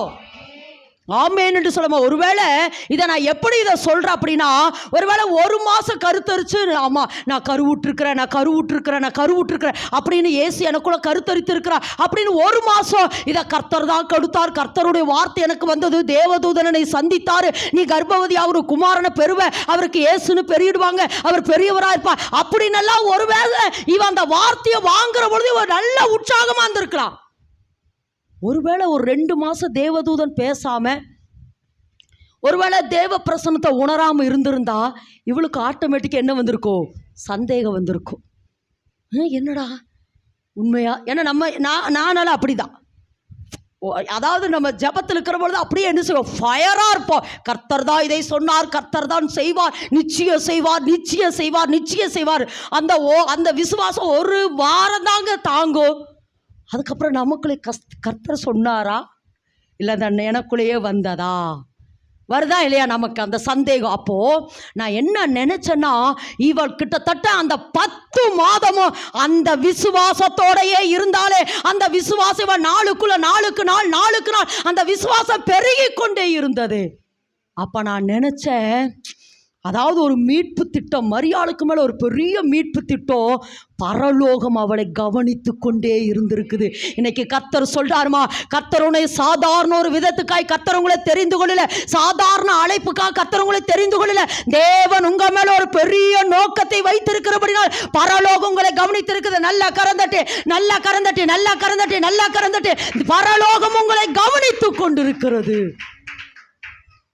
இவட்ட நீ கர்ப்பவதியாக ஒரு குமாரனை பெறுவ மரியாளே அப்படின்னு சொன்னவனே எனக்கு ஒரு அடையாளம் காட்டுங்கன்னு கேட்கல. எனக்கு என்ன செய்யுங்க, ஒரு அடையாளத்தை காட்டுங்கன்னு இவ கேட்கல. அல்லது இது என் மூலமா நடக்குமான்னு இவ போராடவும் இல்லை, அல்லது என்னை உற்றுங்காண்டவரேன்னு இவ சொல்லவும் இல்லை. ஒரே ஒரு வார்த்தை சொல்றா, என்னன்னா, இதோ நான் ஆண்டவருக்கு அடிமை. அவ்வளோதான், இதோ நான் ஆண்டவருக்கு அடிமை. உங்கள் வார்த்தையின்படி, கடந்த வாரம் சொன்னார், வார்த்தை அந்த உங்கள் வார்த்தையின்படி எனக்கு ஆக கடவுது, உங்கள் வார்த்தையின்படி எனக்கு இது ஆக கடவுது. அப்போ இன்னைக்கு கர்த்தர் என்ன சொல்கிறாருன்னா, விசுவாசித்தவளை பாக்கியவதி. நல்லா சொல்லுமா, இன்னைக்கு கர்த்தர் சொல்கிறார். அதனால தான் நான் சொல்கிறேன், கர்த்தர் ஒரு சில நேரங்கள், அதாவது இதை கர்த்தர் தான் சொன்னாரா அப்படிங்கிறத நீங்கள் எப்படி விளங்கி கொள்ள முடியும் அப்படின்னு சொன்னால், திரும்ப சொல்லுவார். அல்லது திரும்ப திரும்ப உணர்த்துவார். ஒரு தரம் சொன்னதை தேவன் என்ன செய்ய 2 தரம் விளம்பினார். கர்த்தர் திரும்ப திரும்ப சொல்வார். நீங்களே வெளியே போனாலும் சரி, திரும்ப அதே சர்க்கிள்குள்ள, அது அதே வட்டத்துக்குள்ள, அதாவது அதே பாரத்துக்குள்ள திரும்ப திரும்ப கர்த்தர் உங்களை கொண்டு வந்து நிறுத்துறார் என்றால் நீங்கள் இந்த காரியத்துக்காக பிடிக்கப்பட்டிருக்கிறீர்கள் என்று அர்த்தம். ஆமேன் என்று சொல்லலாமா? ஆமேன் என்று சொல்லலாமா? 2வது, இந்த மரியாள்கிட்ட இந்த விசுவாசித்தவளே பாக்கியவதி 1. 2வது, இந்த மரியாள் வேதத்தில் வாசிங்க பார்க்கலாம். அந்த வேத வசனம் 1:29 லூக்கா எழுதின சுவிசேஷம் 1:29 வாசிப்போம். அவளோ அவனை கண்டு அவன் வார்த்தையினால் கலங்கி இந்த வாழ்த்துதல் எப்படிப்பட்டதோ என்று சிந்தித்துக் கொண்டிருந்தாள். எல்லாரும் அந்த வார்த்தையை சொல்லுங்க. நல்லா சொல்லுங்க. அந்த வார்த்தை என்ன பண்ணிட்டு இருந்தா? அவள் சிந்தித்து கொண்டிருந்தாள். அப்படின்னா என்ன அர்த்தம்னா, அதே வார்த்தையில் அவள் தரித்திருந்தாள். எல்லாரும் அந்த வார்த்தையை சொல்லுங்க. அதே வார்த்தையில் அவள் தரித்திருந்தாள். ஏன்னா வெளியில இவனால போகவே முடியல. என்னை விட்டுருங்க, வேண்டாண்டோரு அப்படின்னு இவனால அந்த திட்டத்தை விட்டு அல்லது தேவனுடைய அந்த வலையை விட்டு இவனால வெளியே வரவே முடியல. அதே சிந்தனை, அதே வார்த்தை திரும்ப திரும்ப வருது, திரும்ப திரும்ப வருது, திரும்ப திரும்ப வருது. சிந்தித்து கொண்டிருந்தாள். அந்த வார்த்தையில் அதை சிந்தித்து கொண்டிருந்தாள் என்பதை விட எப்படி சொன்னானா, அதே வார்த்தையில் அவள் நின்று கொண்டிருந்தாள், நிலைத்திருந்தாள் அல்லது தரித்திருந்தாள். அதாவது நான் என்ன சொல்கிறேன்னா, எனக்கு சேர்த்து சொல்கிறேன். இந்த பிரசங்கம் எனக்கும் தான், எனக்கு சேர்த்து சொல்கிறேன். அதாவது கர்த்தட்ட வந்து என்ன செய்யலை, இந்த கிருபையெல்லாம் கேட்டுக்கணும் நம்ம. ஆமாம், அதாவது என்ன சொல்கிறேன்னா, ஒரு தரம் சந்தேகப்படலாம், 2 தரமும் சந்தேகப்படலாம், 3 தரமும் சந்தேகப்படலாம். அதுக்கு மேலே என்ன செய்யக்கூடாது, வேண்டாங்கிற எனக்கும் சொல்லிக்கிறேன். ஏன்னா பிளேயாம் என்ன செஞ்சா, கேட்டான் போன்ட்டார். ஆனால் வச்சு செஞ்சார் பாருங்க, வச்சு அடித்தார் பாருங்க அவனை. இந்த சூழ்நிலையில் எனக்கு வரக்கூடாது, உங்களுக்கு வரக்கூடாது. ஆமேன் என்று சொல்லாமா? ஆண்டவரே அவ்வளோதான், இது எப்படி ஆகுன்னு என்ன செய்யாத. ஆமாம், ஒரு பக்கம் நம்ம முதல்ல கேட்கலாம், திரும்ப திரும்ப கேட்கக்கூடாது. எப்படி ஆகும் என்று கேட்ட மரியாள் சொல்றா, வல்லமையுடையவர் எனக்கு மகிமையான காரியங்களை செய்தார். ஆமேன் என்று சொல்ல, இது எப்படி ஆகும்? இதை கேட்டா இது எப்படி? நானோ புருஷனை அறியேனே, இது எப்படி ஆகும்? நானோ புருஷனை அறியேனே, இது எப்படி ஆகும்? ஆனால் அதே மரியாள் சொல்கிறார். ஏன் எதுக்கு இதை சொல்கிறேன்னா, அப்போதான் சொல்கிறாரு, பரிசுத்தாவி உண்மையில் வரும் நிலை அப்படிங்கிற பொழுது, இதோ நான் ஆண்டவருக்கு அடிமை. இந்த மனநிலையை தேவன் இன்றைக்கு ஒவ்வொருவருக்கு, ஏன்னா கர்த்தர் அப்படிப்பட்ட சகோதரிகளை, அப்படிப்பட்ட சகோதரர்களை தேவன் தேடிக்கொண்டிருக்கிறார். தேவ திட்டத்தை சுமக்க, தேவ திட்டத்தை வளர்க்க, தேவன் நம்ம மேல வச்சிருக்கிற இந்த மீட்பு திட்டத்தை வளர்க்கிறதுக்கு தேவன் நம்மளை தெரிந்தெடுத்திருக்கிறார். ஆமேன் என்று சொல்லலாமா? ஆமேன் என்று சொல்லலாமா? அப்ப இந்த வார்த்தை இவள் என்ன பண்ணிட்டு இருந்தாளா அப்படின்னா என்ன அர்த்தம்னா, தரித்திருந்தாள். சொல்லுங்க, அந்த வார்த்தையில தரித்திருந்தாள், நிலைத்திருந்தாள். இதே வார்த்தை யார்கிட்ட சொல்வார்னா, யாக்கோபு கிட்ட லாபான் சொல்வார். வாசிங்க பார்க்கல 29:19 அந்த வசனத்தை. ஆமா, 29 ஆதியாகமம் 29:19 வேகமா. அதற்கு லாபான், நான் அவளை அந்நிய புருஷனுக்கு கொடுக்கிறதை பார்க்கிலும் அவளை உனக்கு கொடுக்கிறது உத்தமம், என்னிடத்தில் தரித்திரு. என்னிடத்தில் தரித்திரு. யாக்கோபு இங்க வந்தா, லாபானுடைய வீட்டுல வேலை செய்யறா. வேலை செஞ்சுட்டு அவன் யாக்கோபு யாரை நேசிச்சா? ராகேலை நேசிச்சா. அவன் யாரை கொடுத்தாரு? லேயாளை கொடுத்துட்டாரு. அப்போ இப்படி என்னை ஏமாத்திட்டியே அப்படின்னு சொல்லி யாக்கோபு லாபானை பார்த்து கேட்ட உடனே லாபான் சொல்றா, சரி இன்னொரு 7 வருஷம் பாரு எப்படி வர வஞ்சானே, இன்னொரு 7 வருஷம் நீ வேலை செய்ய அப்படின்னு சொல்லி அவனை வஞ்சிக்கிறா. அதுக்கு அவன் சொல்றா, இன்னும் நீ என்ன செய்ய, என்னிடத்தில் தரித்திரு. அந்த கீழ் வசனம் வாசிமா, கீழ் வசனம் இது நிமித்தம் அந்த வசனம் கீழே தரித்திரு. அந்தப்படியே யாக்கோபு ராகேலுக்காக 7 வருஷம் வேலை செய்தான். அவள் பேரில் இருந்த பிரியத்தினாலே அந்த வருஷங்கள் அவனுக்கு கொஞ்ச நாளாக தோன்றினது. பாருங்க, இந்த இடத்துல இதுதான் தரித்திருக்கிறது. அவ மேல வச்ச பாசத்தினால, இப்படி சொல்லுங்க, அவ மேல வச்ச பாசத்தினால, ராகேல் எனக்கு மனைவியாக போறா அப்படின்னு அவள் மேல் வைத்த பாசம் 1. 2வது தரித்திருந்தா, அல்லது அதே சிந்தித்து கொண்டிருந்தா. ஒருவேளை இப்படியெல்லாம் கனவு கண்டுக்கலாம். ராகேல் எனக்கு மனைவியாவா, எனக்கு எப்படி பிள்ளை பிறக்கும், நான் எங்க வீடு கட்டுவேன், இதெல்லாம் என்னன்னா இதுதான் தரித்திருக்கிறது. அப்போ மரியாள் அவ என்ன செஞ்சாலும் சிந்தித்து கொண்டா. அப்ப என் நான் கருத்தரித்திருக்கிறேன், இயேசுவை பெற்றெடுக்க போறேன், உலக ரட்சகரை பெற்றெடுக்க போறேன், அநேக ஜனங்களுக்கு இளைப்பாறுதலா இருக்க போறேன், அநேக ஜனங்களை மீட்டெடுக்கிறதுக்கு நான் காரணமா இருக்கிறேன், அநேக ஜனங்களை மீட்டெடுக்கிறதுக்காக நான் காரணமா இருக்கிறேன், அர்ப்பணித்திருக்கிறேன். இதையே சிந்தித்து அவ வாழ்க்கையில இருந்த எல்லா வேதனைகளையும் மறைகிறதுக்கு இந்த விசுவாசம் தான் காரணமா இருந்தது. ஆமேன் என்று சொல்லலாம். அதாவது இன்னொன்று சொல்ற, விசுவாசித்தவளே பாக்கியவது அப்படிங்கிறத இன்னொரு அர்த்தத்தில் எப்படி சொல்லானா, இவ விசுவாசித்திருந்தபடியினாலே ஏசப்பா என்னுடைய வயிற்றில் கருத்தரிச்சிருக்கிறாரு, ஆமா நான் அநேகருக்கு ஆசீர்வாதமா மாற போறேன், அநேகரை ஆசீர்வதிக்கிறவளா மாற போறேன், அநேகருடைய விடுதலைக்கு நான் காரணமா இருக்க போறேன் அப்படின்னு சொல்லி சொல்லி சொல்லி சொல்லி ஐயோ இது எப்ப வாழ்க்கையில நடந்துருச்சு, இப்படி ஆயிடுச்சேன்னு கூனி குறுகி கவலைப்பட்டு உட்காராம இயேசுவனை பெற்றெடுக்க போகிறேன், அநேகருக்கு ஆசீர்வாதமாக போகிறேன், இயேசுதான் என் வயிற்றில் கருத்தரித்திருக்கார் அப்படின்னு நினச்சி நித்திய மகிழ்ச்சிக்குள்ளாக அவள் இருந்தபடினாலே விசுவாசித்தவளே பாக்கியவதி. ஆமேன் என்று சொல்லாமா? இப்படிப்பட்ட ஒரு ஊழியத்தை செய்யறேன்னு இது ஆண்டவருக்கு பிடிக்காது. சலிப்புல சஞ்சலத்தில் மன உற்சாகமாய் இதை கர்த்தர் எதிர்பார்க்கிறாருமா. அந்த ஒரு மன உற்சாகம் யார் மேலே இருந்தது? மரியாள் மேலே இருந்தது. அந்த சந்தோஷத்தோட சமாதானத்தோட ஒரு சலிப்போட, என்னடா வேலை, என்னடா ஊழியம், இது ஒரு வாழ்க்கையா, இது ஒரு ஊழியமா, என்னடா லைஃபு அப்படின்னு சொல்லி ஒரு சலிப்போட வாழ்கிற வாழ்க்கை இல்லைம்மா. கர்த்தாவே மன உற்சாகமா சொல்லுங்க, முழு இருதயத்தோடு சொல்லுங்க, முழு இருதயத்தோடு ஆண்டவரே, முழு ஆத்மாவோடு இந்த மீட்பு திட்டத்தில் நான் நிற்கிறேன். எல்லாரும் ஆமென் என்று சொல்லுங்க. ஆண்டவரே முழு உற்சாகத்தோடு முழு இருதயத்தோடு இந்த மீட்பு திட்டத்தில் என்னை ஒப்பு கொடுக்கிறேன். விசுவாசித்தவளே பாக்கியவதே. அவள் அதை சிந்தித்து கொண்டிருந்தா, நான் இருக்கிற ஆண்டவரே இன்னும் என்ன ஒப்பு கொடுக்கிறேன். இந்த போராட்டத்துக்கு பேர் தான் நல்ல போராட்டம்.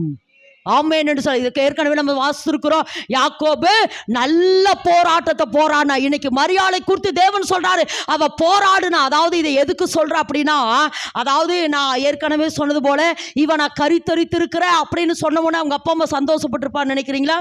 பட்டிருக்க மாட்டாங்க. எம்மா உன்னை யோசேப்புக்கு நியமிச்சிருக்கிறோம், நீ என்ன திடீர்னு ஏசுன்னு இந்த தேவதூதன் வந்தாரு, நீ கர்ப்பவதியாக குமாரனை பெறுவேன்னு சொன்னாரு அப்படின்னு சொல்லிட்டா. அதனால அவங்க அப்பா அம்மா பேர் கூட இல்லை பாருங்க வேதத்தில். ஆமாம், ஏன்னா அவ என்கரேஜ் பண்ணாருன்னு தெரியல, டிஸ்கரேஜ் பண்ணாங்கன்னு தெரியல. அப்போ பெற்றோர்கள் இதை ஆமோதித்திருப்பார்களா அல்லது அக்செப்ட் பண்ணியிருப்பாருன்னு நினைக்கிறீங்களா? ஒன்று. ரெண்டாவது, இவளை எவ்வளோ பேர் நிந்தித்திருப்பாங்க. திருமணமாகாம இப்படி கருவுற்றிருக்கிறேன் எல்லாரும் அவளை நிந்தித்திருப்பாங்க. அதனால தான் அவள் சொல்றா, என் நிந்தனை எல்லாம் நீங்க மாற்றினீங்களே அப்படின்ட்டு அவளே சொல்றா, இது முதல் என்னை பாக்கியவதி என்பார்கள். ஆமென் என்று சொல்ல. இதை எதுக்கு சொல்றேன்னா, இந்த போராட்டத்துக்கு பேர் தான் எந்த போராட்டம்? பக்கத்தில் கருத்து பிடிங்களே, நீங்கள் போராடுறது நல்ல அவங்க முகத்தை பார்த்து சொல்லுமா, நீ போராடுறது நல்ல போராட்டம் மகளே, நீ போராடிட்டு இருக்கிறது நல்ல போராட்டம். அதனால உற்சாகமாக ஓடு, உற்சாகமாக பாட்டு பாடு, உற்சாகமாக ஜெபி, உற்சாகமாக எழும்பு. ஆமென் என்று சொல்லலாமா? ஆமென் என்று சொல்ல. இன்னைக்கு கர்த்தர் சொல்றாருமா, இந்த போராட்டம் தான் நல்ல போராட்டம். நான் திரும்ப சொல்றேன், நீங்க சாதாரணமான ஒரு வேலைக்காக, சாதாரண ஒரு காரியத்துக்காக அழைக்கப்படல. மீட்பு திட்டமாகிய ஒரு அசாதாரணமான காரியத்துக்காக நீங்கள் அழைக்கப்பட்டிருக்கீங்க. அநேக ஜனங்களை இருளின் ராஜ்யத்தில் இருக்கிற ஜனங்களை அன்பின் குமாரனுடைய ராஜ்யத்துக்குள்ள கொண்டு வருவதற்காக பெரிய வேலையை நீங்க செஞ்சுட்டு இருக்கிறீங்க. ஆமென் என்று சொல்லலாமா?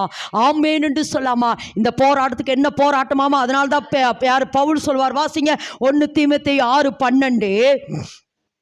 நல்லா, ஆமா, 1 தீமோத்தேயு 6:12. விசுவாசத்தின் நல்ல போராட்டத்தை போராடு, நித்திய ஜீவனை பற்றிக்கொள், அதற்காகவே நீ அழைக்கப்பட்டாய், அநேக சாட்சிகளுக்கு முன்பாக நல்ல அறிக்கை பண்ணினவனுமாய் இருக்கிறாய். ஆமென். இந்த இடத்துல வாசிக்கிறோம், அதாவது யார் பவுல் சொல்றாரு, தீமோத்தேயுக்கு சொல்ற வார்த்தைனா நல்ல போராட்டம் போராடு. என்ன சொல்றாரு? நல்ல போராட்டத்தை நீ போராடு அப்படின்னு என்ன அர்த்தம்னா, நல்லா இங்க கவனிங்க. அதாவது இவ இயேசுவை கருத்தரித்திருக்கிறார். அதாவது இயேசுவை கருத்தரித்திருக்கிறார் அப்படின்னு சொல்றதை விட ஒரு பெரிய வேலைக்கு நியமிக்கப்பட்டிருக்கிறார். எல்லாரும் ஆமென் என்று சொல்லாமா? நீங்க ஒரு பெரிய வேலைக்கு பக்கத்துல கருத்தை பிடிச்சு சொல்லுங்க. நீங்க பெரிய வேலைக்கு நியமிக்கப்பட்டிருக்கிறீங்க. அநேகரை விடுதலை ஆக்குறதுக்காக நீங்க பெரிய வேலைக்கு என்ன பண்ணிருக்கிறீங்க? நியமிக்கப்பட்டிருக்கிறீங்க.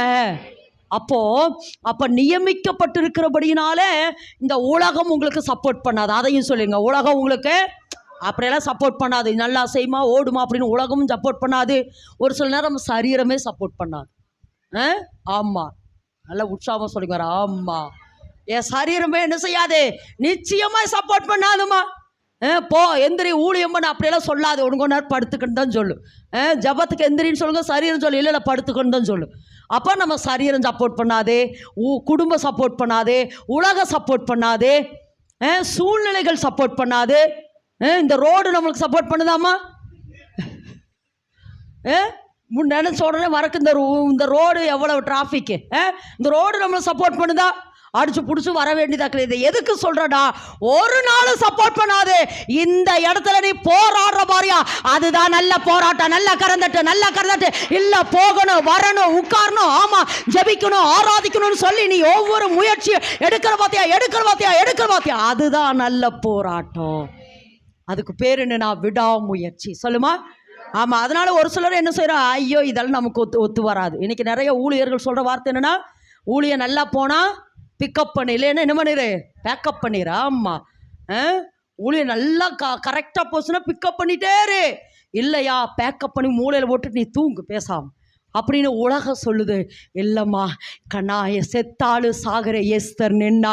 இல்லை, எங்கிட்ட கொடுத்த பொறுப்பை அல்லது எங்கிட்ட கொடுத்துருக்கிற வேலையை விடாமுயற்சியோட இந்த உலகம் எனக்கு போராடும். ஆமாம், இந்த உலகம் எனக்கு சப்போர்ட் பண்ணாது. ஆனாலும் போராடி நான் நிச்சயமாய் கானானுக்குள் போவேன். இஸ்ரவேல் ஜனங்கள் எகிப்தை விட்டு வெளியே வந்த உடனே வனாந்தரம் வந்தது, எரிகோ வந்தது, அடுத்து என்னது? ஆமாம், என்ன வந்து? செங்கடல் வந்தது, வனாந்தரம் வந்தது, 7 ஜாதிகள், 31 ராஜாக்கள் எல்லாரும் வந்தாங்க. நான் அடிக்கடி சொல்லுவேன், கிறிஸ்துவ வாழ்க்கை என்பது நிலைத்திருக்கிற வாழ்க்கையில் அல்லது நிலைத்திருக்கிறது கிறிஸ்துவ வாழ்க்கை என்பது ஒரே இடத்துல நிற்கிற வாழ்க்கை அல்ல, கடந்து போகிறது. சொல்லுங்க பக்கத்தில் கருத்தை பிடிச்சு சொல்லுங்க. கிறிஸ்துவ வாழ்க்கை என்பது கடந்து போகணும். யோர்தான் வரும், செங்கடல் வரும், வனாந்தரம் வரும், 7 ஜாதிகள் வருவாங்க, 31 ராஜாக்கள் வருவாங்க. அவங்களை எல்லாம் ஆமா ஓவர் கம் பண்ணி ஆமா நமக்கு நியமித்திருக்கிற பாதையில ஓடுவதுதான். எத்தனைதான் இடர்கள் வந்தாலும் விசுவாசத்திலே நிலைத்திருப்பே. சொல்லுங்க. எத்தனைதான் இடர்கள் வந்தாலும் விசுவாசத்திலே நிலைத்திருப்பே. எனக்காக அப்பா நியமித்த இந்த பாதையிலே சொல்லுங்க. எனக்காக அப்பா நியமித்த இந்த பாதையிலே நான் ஓடுகிறேன், நான் ஓடுகிறேன். சொல்லுங்க. விசுவாசத்தோடு ஓடுகிறேன்,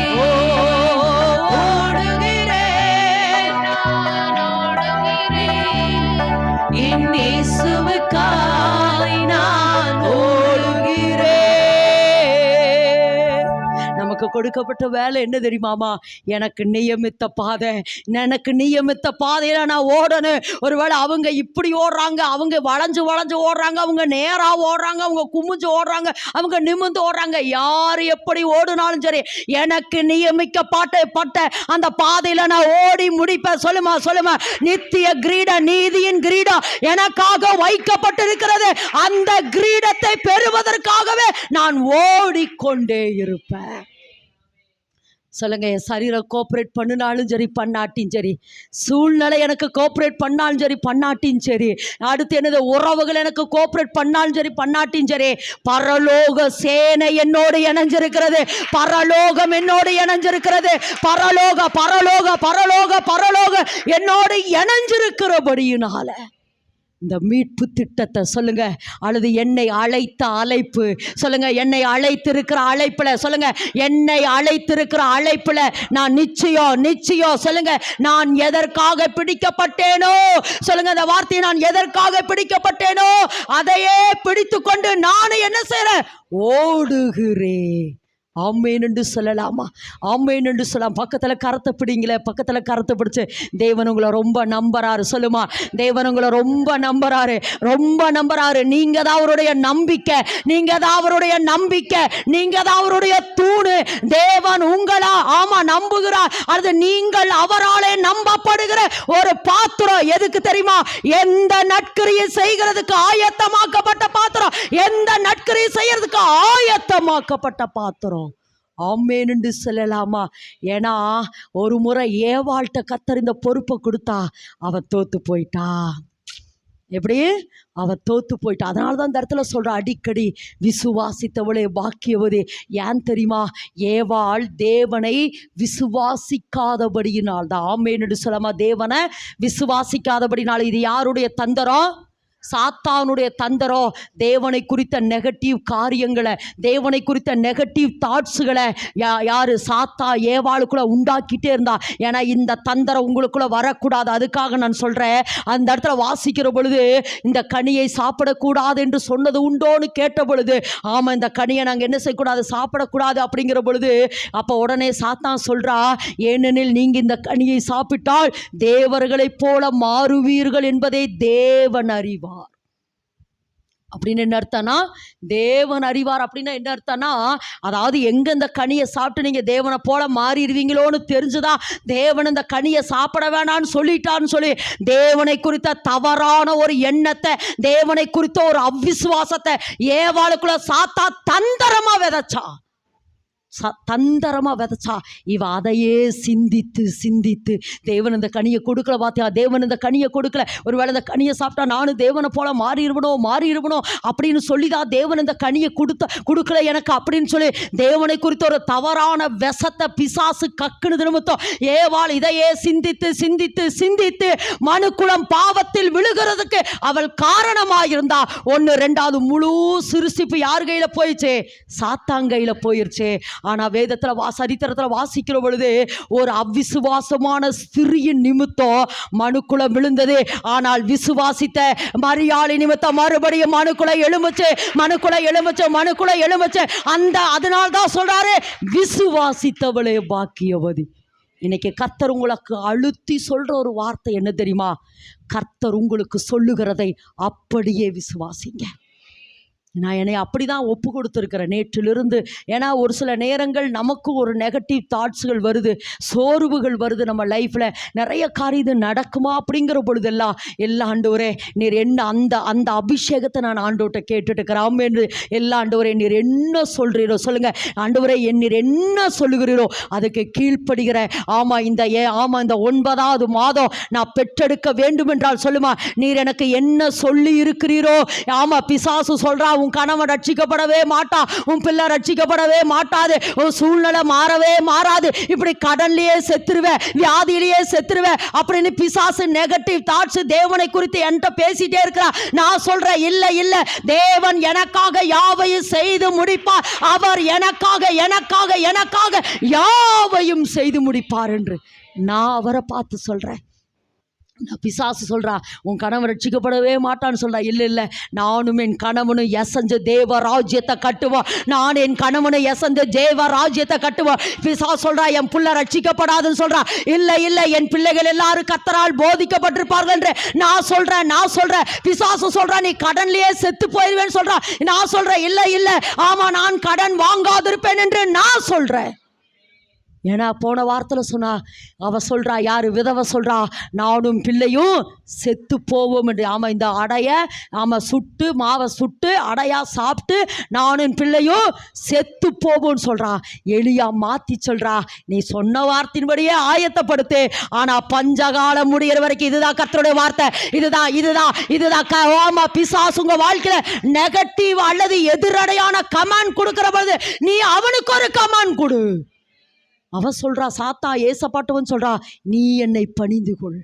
ஏசப்பா சொல்றாரு, உன் தேவனாகிய கர்த்தர் ஒருவருக்கே ஆராதனை செய்வாயாக என்றே எழுதியிருக்கிறது. அதை சொல்லுமா, அதை சொல்லு. இந்த கல்லுகளை அப்பமாக்கும்படி சாப்பிடுன்னு பிசாசு ஏசப்பா சொல்றா.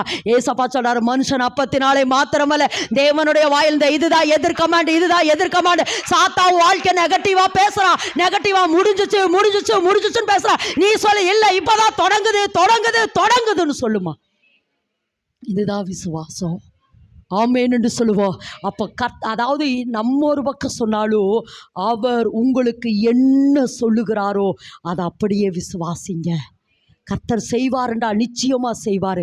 அப்போது அதாவது நான் திரும்பவும் சொல்கிறேன், ஏன்னா அன்றைக்கு இருந்த அந்த இருள் நிறைந்த சூழ்நிலையில் தான் தேவன் என்ன செய்கிறாரு, தேவதூதன் மரியாளுக்கு இந்த வார்த்தையை சொல்கிறாரு, நம்புவதற்கு ஏதுவல்லாது இருந்தும். சொல்லுங்கள், இதை யாருக்கு சொல்ல? ஆபிரகாமுக்கு சொல்கிறார், நம்புவதற்கு ஏதுவல்லாது இருந்தும்.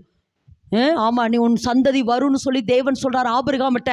ஆபிரகாமினுடைய சாராளினுடைய கர்ப்பமும் செத்து போயிருச்சு, ஆபிரகாமுக்கு வயசாயிடுச்சு.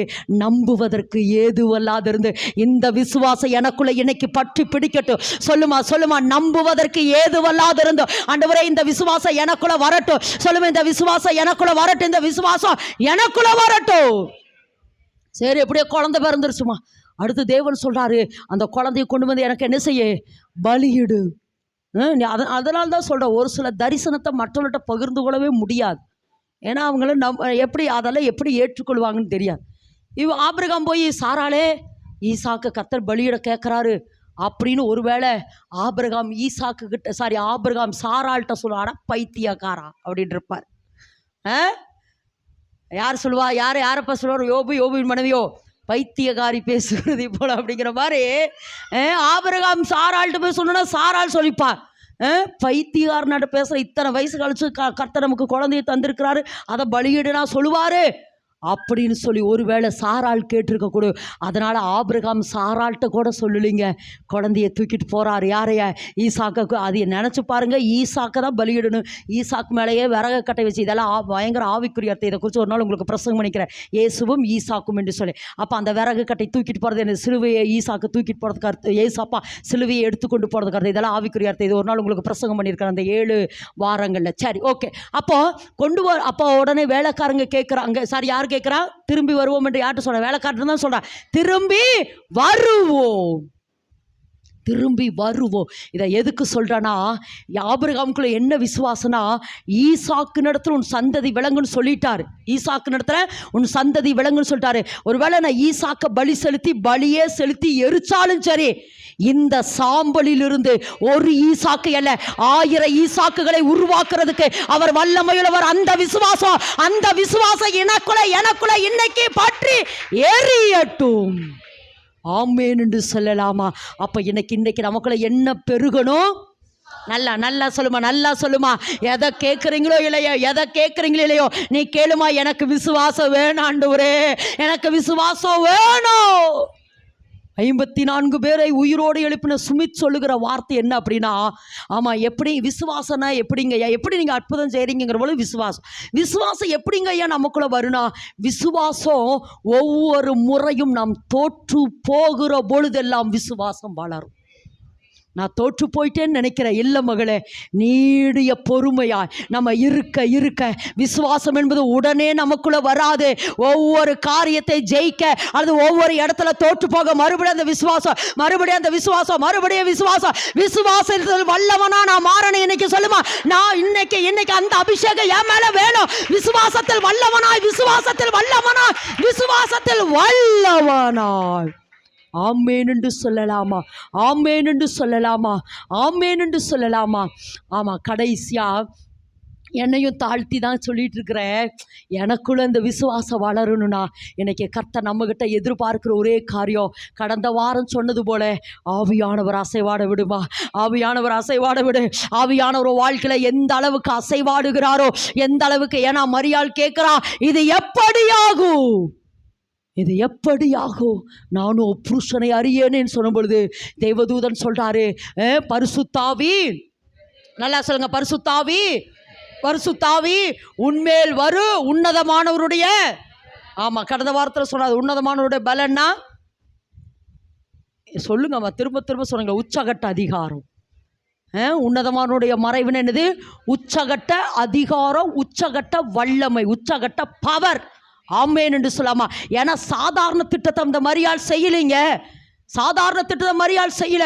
ஒரு பெரிய திட்டம், தேவனுடைய பெரிய திட்டமே மீட்பு திட்டம். இந்த மீட்பு திட்டத்தை இவர் சுமந்து கொண்டிருக்கிற பொழுது பரிசுத்த ஆவியானவர், இன்னைக்கு கர்த்தர் சொல்றாரு, உன் மேல தேவன் வச்சிருக்கிற திட்டம் சாதாரண திட்டம் அல்ல. உங்களை அழைத்த அழைப்பு சாதாரணமானதல்ல. உங்களை தெரிந்து கொண்ட விதம் சாதாரணமானதல்ல. அதனால உச்சகட்ட அதிகாரம், உச்சகட்ட வல்லமை உங்கள் மேல் நிழலிடும். அதில் எனக்கு ரொம்ப பிடிச்சிச்சு, அந்த உச்சகட்ட அதிகாரம் நம்ம மேலே வர வர என்ன ஆகுதாமா? இனப்பெருக்கம் உண்டாகுது, உற்பத்தி ஆகுது. சொல்லுங்க, ஆமாம், உற்பத்தி ஆகுது, உற்பத்தி ஆகுது, உற்பத்தி ஆகுது. உச்சகட்ட வல்லமை அல்லது உன்னதமானோட பல என் மேலே, ஆமாம், நிழலிட நிழலிட நிழலிட நிழலிட எனக்குள்ள என்ன வருது? ஒரு இனப்பெருக்கம் உண்டாகுது, எனக்குள்ள மல்டிப்ளையர் உண்டாகுது, எனக்குள்ள பெருக்கம் உண்டாகுது, எனக்குள்ள உற்பத்தி உண்டாகுது.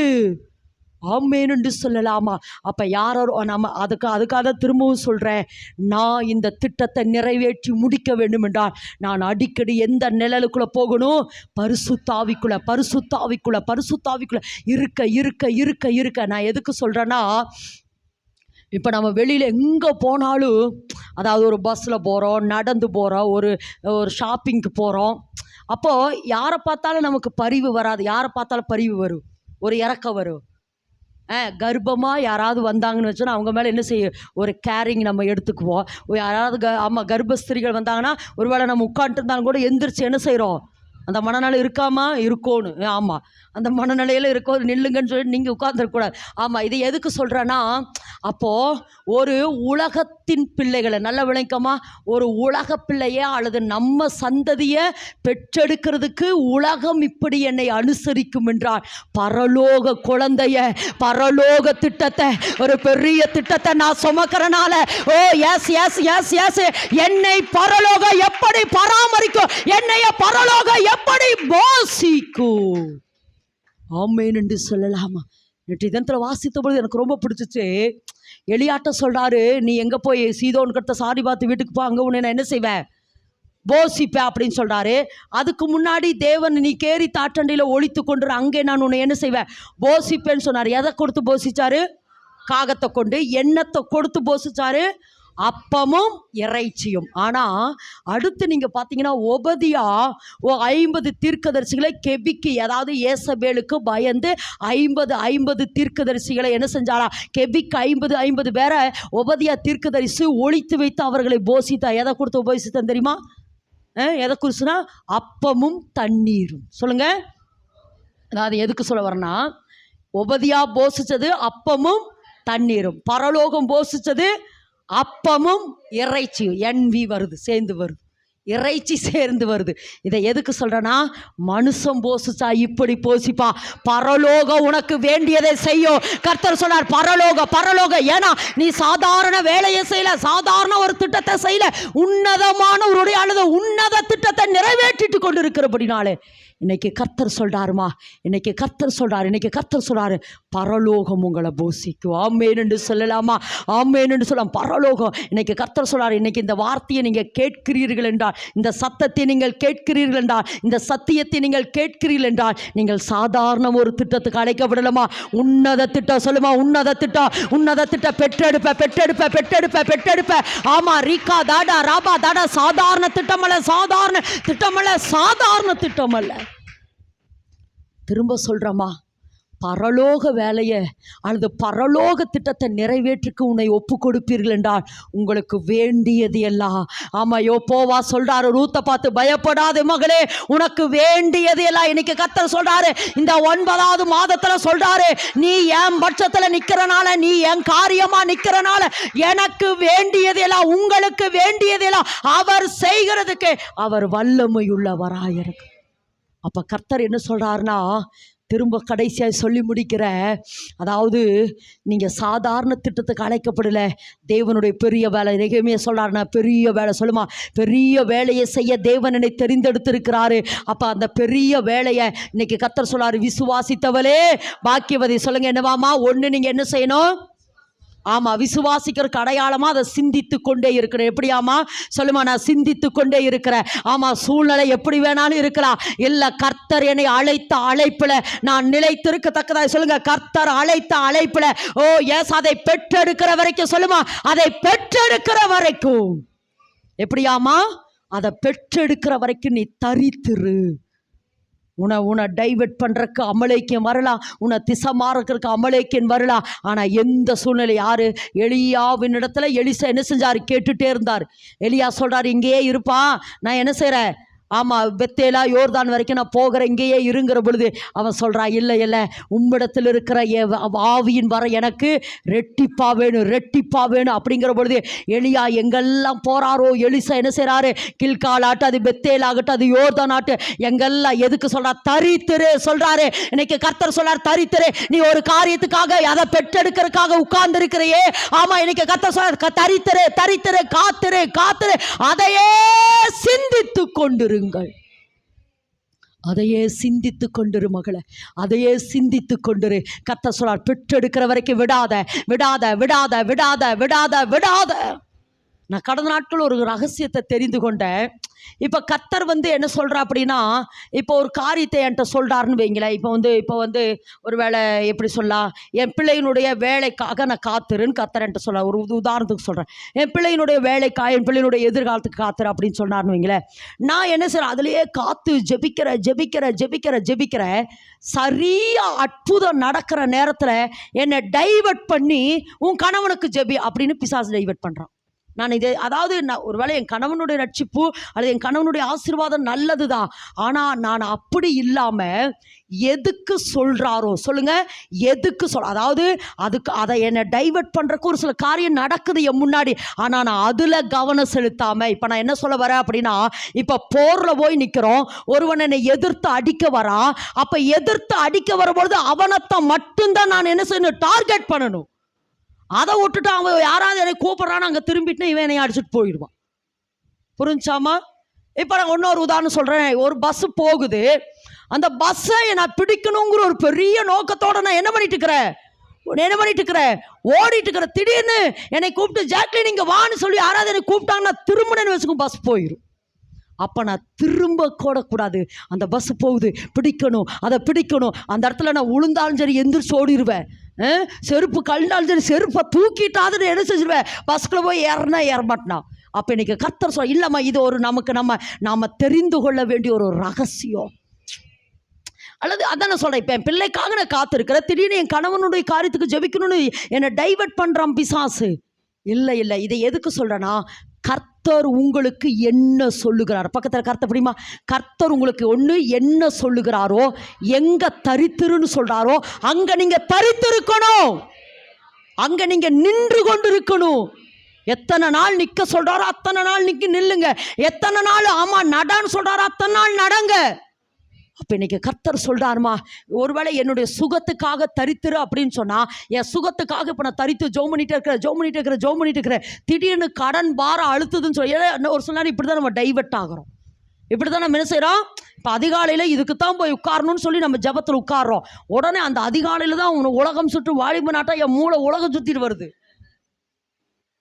அதுக்கு ஜெபிக்கலாமா, இதுக்கு ஜெபிக்கலாமா? நான் சொல்றேன், அதெல்லாம் வேண்டாங்க. அவர் என்ன காலையில் உங்களை பாரப்படுத்துறாரோ அதுலயே நில்லுங்கிற. நான் அதை முடிச்சுட்டு ஒரு சில நேரம் எந்திரினார்னா எந்திரிச்சிருங்க. போய் எனக்கு ஒரு சில நேரத்தில் அந்த நான் முடிக்கலான்னு ஒரு பக்கம் என் ஆவியில் நினச்சாலும் என்னால் முடிக்க முடியாது. ஒரு சில நேரத்தில் நான் முடிக்கணும்னு நினச்சி சார் இல்லை இன்னும் கொஞ்சம் நேரம் நம்ம ஜெபிக்கலாங்கிற பொழுது ஆவியானவர் துதி கணம் அப்படி பாடிடுவார். உண்மை அவரே முடிச்சிடுறாரு. நானே சரி எனக்கு கொஞ்ச நாள் ஜெபிக்கிறேன் அப்படின்னா அவரே எனக்கு வந்து தூதி கணமாகி அப்படின்னே நேரத்தில் முடிச்சிடுன்னு அர்த்தம். அப்போ நான் என்ன சொல்ல வரேன்னா, ஆவியானவர் உங்களை எதற்கு அழுத்துகிறாரோ? ஏன்னா இந்த மரியாள் அப்படிதான் இருந்தா. ஆவியானவர் தன்னை எதற்கு அழுத்துகிறாரோ அதையே அவள் சிந்தித்து கொண்டிருந்தாள், அதையே அவள் பெற்றெடுத்தாள். ஒருவேளை உறவு முறையான் வீட்டுக்கு நீ வாங்குற பொழுது கூட இவ சொல்லியிருப்பா, இல்லை நான் கருத்தரித்து இருக்கிறேன், நான் காத்திருக்கணும், ஏன்னா நான் வெளியே வந்தா ஒருவேளை இந்த கரு அழிஞ்சுட்டா என்ன பண்றது, அதனால நான் தரித்திருக்கிறேன். ஆமென் என்று சொல்லலாமா? ஆமா, அது எதுக்கு சொல்றேன்னா, திரும்பவும் சொல்றேன், ஒரு சில காரியத்துக்கு கர்த்தர் தரித்திருந்தாங்கன்னா, நிலைத்திருந்தார்னா, உட்கார்ந்துருந்தாங்கன்னா, நீங்க டைவர்ட் ஆகாம அதை மாத்திரம் போக்கஸ் பண்ணி, இதுதான் ஆண்டவரே, இதுதான் இந்த காரியம் தான் என்னுடைய சுகம், என்னுடைய ஆரோக்கியம், என்னுடைய ஆசீர்வாதம், என்னுடைய எல்லை, இந்த காரியம் அதற்கு நீங்கள் தரித்திருக்கிற பொழுது நிச்சயமா இந்த 9வது மாதத்தில் நீங்கள் பெற்றெடுக்க போறீங்க. நல்லா கறந்துட்டுமா, நிச்சயமாய் பெற்றெடுக்க போறீங்க. இருக்கிற இடத்துல எல்லாரும் அப்படி எழும்பி நிற்கலாமா? இருக்கிற இடத்துல அதையே சிந்தித்து கொண்டு இன்னைக்கு கர்த்தர் எனக்கும் பேச, அதையே சிந்தித்து கொண்டுரு, அதையே நீ சிந்தித்து கொண்டுரு. இன்னைக்கு என்ன ஒப்பு கொடுக்கிற ஆண்டவரே, இன்னைக்கு ஒப்பு கொடுக்கிற ஆண்டவரே, பரிசுத்த ஆவி உங்களிடத்தில் வருகிற பொழுது, பரிசுத்த ஆவி உங்களிடத்தில் வருகிற பொழுது, பரிசுத்த ஆவி உங்களிடத்தில் வருகிற பொழுது நீங்கள் பலனடைந்து இன்னைக்கு கர்த்தர் உங்களுக்குள்ள ஒரு புது பலனை தராரு, உங்களுக்குள்ள ஒரு புது பலனை தராரு, உங்களுக்குள்ள தேவன் ஒரு புது பலனை தராரு. இன்னைக்கு எனக்குள்ள ஒரு புது பலன் வேணும் ஆண்டவரே, எனக்குள்ள ஒரு புது பலனை வேணும்னு சொல்லி எல்லாரும் ஆண்டவரே இன்னைக்கு என்ன நிரப்புங்கப்பா, என்ன நிரப்புங்க எல்லாரும் ஆவியானவரே என்ன நிரப்புங்க. இன்னைக்கு எம்மேல இதுவரைக்கும் இல்லாத ஒரு அபிஷேகம், இதுவரைக்கும் ஆண்டவரே என்ன ஒரு சாதாரண திட்டத்துக்காக எனக்கு ஆண்டவரே நீங்க என்ன தெரிந்து கொள்ள அசாதாரணமான ஒரு பெரிய காரியத்துக்காக நீங்க என்ன தெரிந்தெடுத்திருக்கிறீங்க ஆண்டவரே. என்ன முழுக்க ஒப்பு கொடுக்கிற நன்றி ஆவியானவரே, முழு மனதோட என்னை ஒப்பு கொடுக்கிற அப்பா. எனக்குள்ள ஆமா உயிரடைய